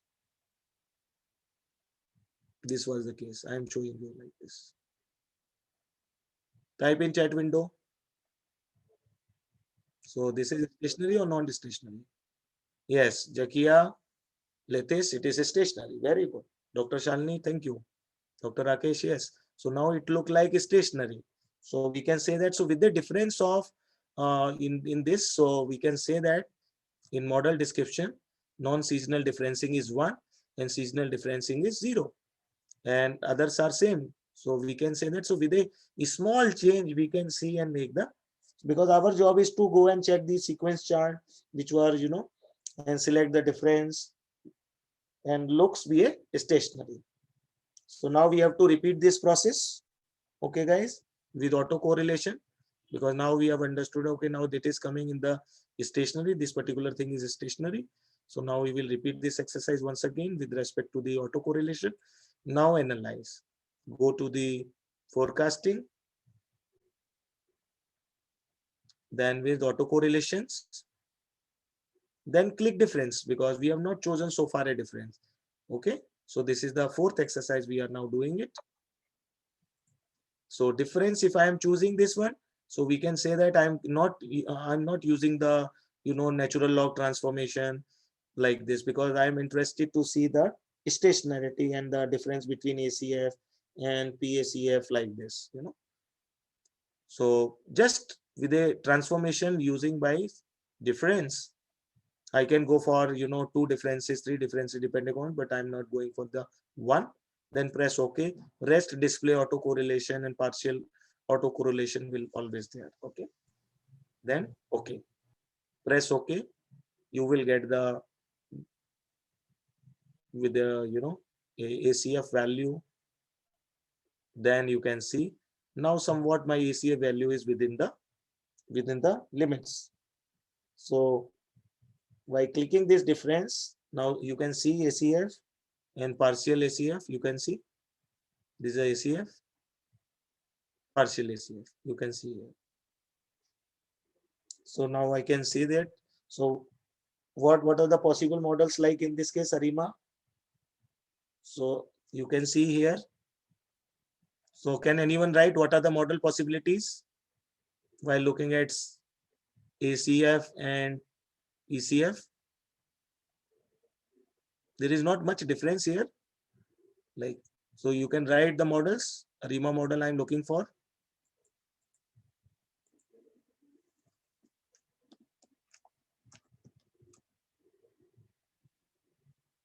I'm looking for these values.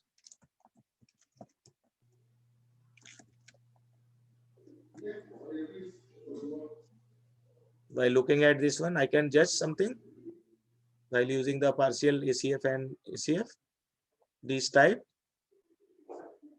because it seems that it is stationary. So what is the value while looking at? You can see here, lag numbers are also here, ACF is here.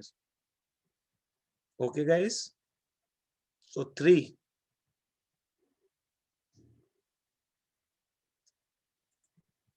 So in this case,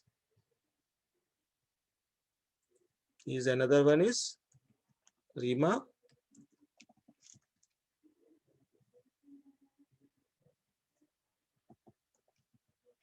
Zero. Okay, like this. So what I will do, let's go to analyze. Let's go to analyze. I'm considering that RIMA 310. So go to analyze. Then forecasting.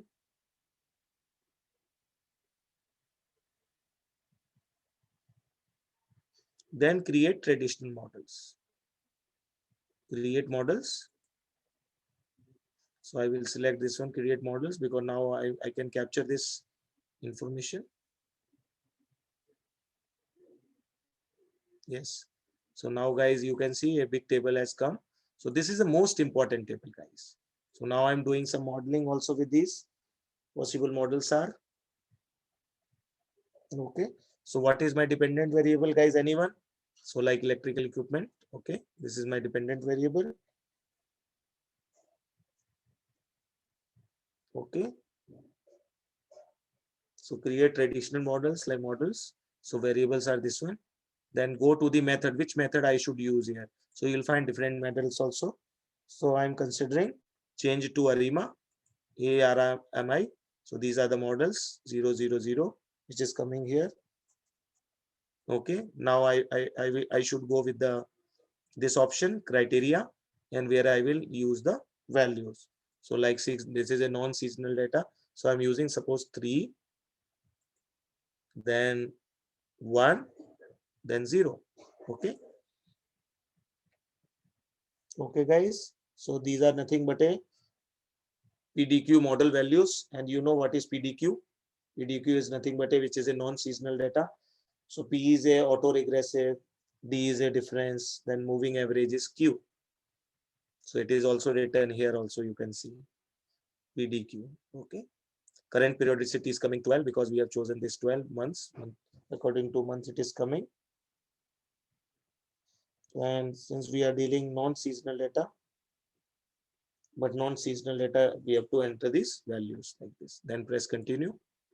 So you can see here model type ARIMA is now showing these values. And forecast period is first case after end of the estimation period like this. Okay, guys. So once this is done, then I should go for the statistics part. Then press OK. So you can see model summary, model fitness is coming with all these values like R square, RMSE and all. And these kind of tables are not possible in the Eviews. So that's why modeling people prefer SPSS. And it is quite, so you can see this is the same model is coming with the red color side. Okay. And here you can see model fitness is 0.05 stationary R square value. Degree of freedom is 15 and model fitness is there. And the values are also coming significant. And guys, these are the percentile 5, 10, 25, 50, 75, 90 and 95. So there could not be, 100 value like this. And normalized BIC is also there. You know what is BIC, guys? BIC is a Bayesian information criteria. Bayesian information criteria as far as this is concerned. So I think this is clear to everyone. Now I will do the same exercise and repeat the exercise with other value and analyze, go to the forecast, create models. Same table will come. Okay. Then I should go with the statistics, second option. Okay, guys. And we will check the fit measures. So we have to display the fit measures. We can see here L-Jong box statistic, the number of outliers by the models. Then we will select this statistic for individuals like parameter estimates. I'm also interested in goodness of it, so it is coming by default. Then I should also go for the residual autocorrelation function ACF, then residual partial autocorrelation function PACF, then display forecast like this, this one. This is also another display forecast. Then normalized BIC. Normalized BIC, I'm also interested to know the fate measure is normalized BIC. Okay, guys. Then I should go for plots. So in plots, I should check I should check. Plots is ACF and PACF. Then confidence interval for forecasts. Suppose I'm interested in this one also. Not the fit values, but the forecast. Okay. So whatever you feel like and interested to know out and you are interested this. Yes, SPSS will be good for experienced researchers. Yes, you are right. So it requires detailed explanation for this, for which I'm doing this modeling. Otherwise, in Eviews, it is very less, restrictions are there. So you are right, Jakia. Okay. So that's why I told you over the Eviews, if you are interested to go for the modeling on the, some of these time series data, then you should prefer SPSS. If you want to go for advanced analysis also, then you can use the R essentials because in normal SPSS version, there is no add-on software. So R essentials will tell you. I will give you the link also. So there is a lot to you. It's a chain basically, Jakia. It's a chain, right? I hope you have now some good of learning how to choose and when to choose these. So I'm interested. So almost I'm end up of this exercise, guys. We'll take another 2-3 minutes to wind up the session. Okay. So guys, these are some of the forecasts. Okay. Then confidence interval for forecast plots and all like this. Then I should go for output filter not possible, then save is not required, then options like this. So first case, I will select this one, end of the estimate period through a specific date. So I should go with this. Then suppose I'm interested to write here 2012 because 12th year, we were talking about 12th year. And the month is suppose 9. Okay. So this I have mentioned here. And then rest of the things we need not to disturb because confidence interval width in percentage coming 95. Model is prefix and PACF output is coming. By default ACF is 24. Then press OK, guys. Now I will get the final output. So this is the new residual ACF summary has come with respect to all lakhs, 24 lakhs. So you can see here with respect to this model type, and I can easily generate. This is the ARIMA model parameters are there. So likewise, if you can use these tables and publish your paper well, I think nobody can, reject your paper, isn't it? Yes or no? Please type in chat window. If you use these kind of charts which are generating, right?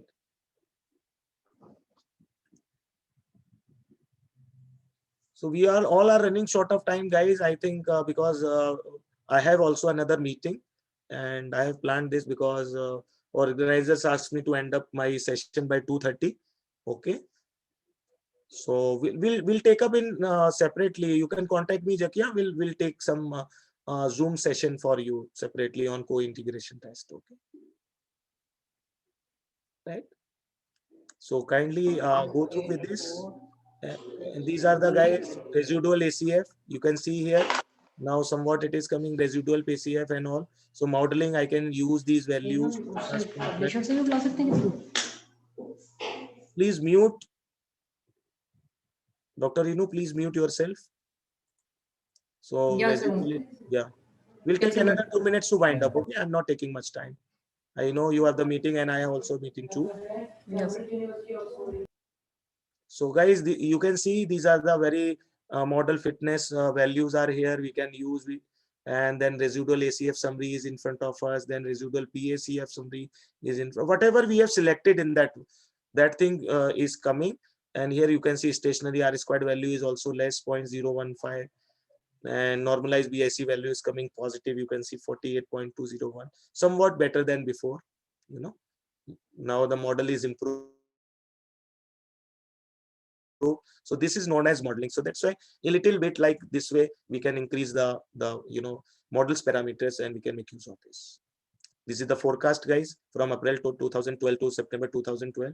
These are again the positive values are coming. You can see. And now lag versus residual. These are the plots, and you can see somewhat they are also coming stationary. So we can say that a RIMA model can be easily applied. And here you can see observed. These are the observed value and forecast, upper limit, upper central limit, lower central limit, like this. So in this way, guys, we can generate this. So I have used today 2-3 examples to showcase, because every data you can't fit and you can't go for this. So now I'm done with this, guys. Any queries, you can just topic in this window, and you can share your feedback through formal email. I'm dropping my email ID for my encouragement, guys. I would request all of you to share your experience of today's learning with me. I have not shared anything great, but yes, still I try my best to share with this. So this is my email ID. So I would love to see your detailed email feedback and the areas of improvement so that I can improve upon. And over to organizers. So thank you very much, guys. So here I'm stopping because we all are running short of time. Yes, over to Dr. Devendra Arora. So I'm done with the session and demo session. Dr. Renu is our captain today. What she suggests, we can do. Yes, Dr. Renu, Professor Renu, where are you? Yes, sir, I'm here. So thank you, Professor Rodru, for sharing huge knowledge on the secondary data, different kind of tools and techniques on the behalf of the Department of Business and Management Study, MIT College Meerut. We take this opportunity to extend our sincere thanks to Professor Rodru for your gracious presence as a resource person during our STTP. Is I am audible? Yes, Renu, you're audible. So I hope participants were enjoyed the session, although during these 2 days, Professor Rudra played with the lots of formulas, equation which used in the secondary data. And so Professor Rudra initially discussed what is the stationarity test and how we can check and type of methods to take the stationarity, like Dickey-Fuller, augmented Dickey-Fuller, PP test. And further, Professor Rudra discussed about the result of the stationarity test. And then Sir discussed about non-stationarity test, covariance stationarity test. And after that, after the break, Professor Rudra discussed about logic model and formulas also, and practice with the Eviews with some data. And although one of the participant was not aware too much about the Eviews, so sir gave a brief overview on the Eviews and functions also. And so at the end of the session, Professor Rudra doing practices with the practice sheet, which was related to the data of electrical equipment, and explain the autocorrelation, partial correlation, and what kind of possibilities make for the apply any model like ARIMA model and other forecasting technique. So thank you so much, Professor Rudra. We really cheers your association and look forward to the make interaction in the coming days. Thank you so much. And thank you, sir, Professor Rudra. Yeah. Thank you, Dr. everyone. It's my pleasure to Dr. share my experience. Yeah. So I need just everyone open their videos so that we can check then how many are have open eyes till now. Then Dr. Rudra delivered a very wonderful session. I read the so many feedback on chat box also. Then deep learning, it's then session have a depth knowledge about time series and so many things I read like feedback, and feedback form already mentioned in a chat box. So then everyone can share with us, and we share with the Dr. Rudra also for further feedback. So be ready for the group photo. We wish it should be offline. You be happy to invite you in our MIT campus, our guest house and our mess and our park, canteen, everything is waiting for you. Entire Meerut is waiting for you. And we have a nearby historical city, Hasnapur, where you can meet, you can fight with the Bhim and you can meet with the Duryodhan. So many things we have here. Thank you, sir. Thank you so much. Yeah. Industry, sports industry is waiting for you. So we can make arrangement for the visit of sports industry. There you can see our childhood toys are still manufacturing here. Yes. So it can be give the nostalgia and memorable moment for us. Once again, I'm request to everyone just open the video so that I can take the photograph of happy and smile face of the world. Little bit. Yeah, Dr. Altaf is here. Harsh Sharma, welcome. Kamal Kantji, namaskaram. Socrates, how are you, Mr. Socrates? There's a very big philosopher of the world. Harshji. Yeah, thank you, sir. Dr. Rakesh Breckmakan, how are you? Rachit Biswarajna, P. Vijaya, Saurabh, Sagar, I'm requesting you again for a group photo. I remember in every FTP or any intellectual conference workshop in hotels, we end of the session, we together just rush to the stage and take a group photo, huh? So it is we are on the online mode, we have to take a group photo still. Yeah. Please just open the video so that I can take one photo. Can I hide non-video participant? Yeah. We have 1, 2, 3, 4, 9 and 10. 10 participate on a video. So it means today only 10 are present. No, sir. Yeah. So just writing tool. Yeah. That's I'm ready for take this snap. Yes, these 10 are Shalini, me, Mr. Socrates, Renu, Dr. Rakesh, Altaf, Dr. Sapna, Harsh Sharma ji, Kamal Kant ji, and Latesh. So these are the evidence we can able to see. These are on the photo. But don't worry.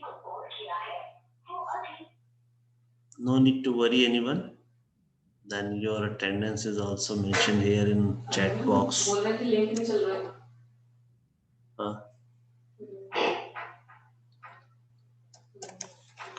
Photo day 4.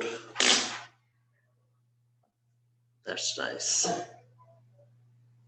So have a happy and nice day, Dr. Sapna. Welcome. So I think now we proceed for the kitchen. Everyone is work from home. Then next time we will meet on tomorrow. This timing is same. So sir, actually your link is not working. The link that you have sent, feedback link is not working. Feedback link is now working. I think she refresh it. So Harshji, it will working now. Right. Okay. Thank you. Otherwise you can mail to Dr. Renu.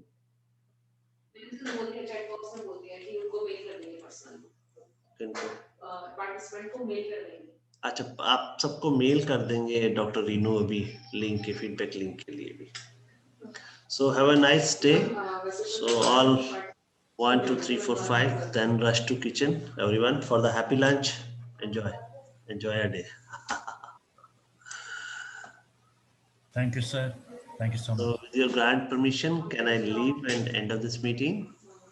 Yeah, great. Thank you so much. Thank you, Brooke Pakan. Right. Okay. So feedback form is continuing. You can fill it and just fill it and then you can leave it. All right. Good luck.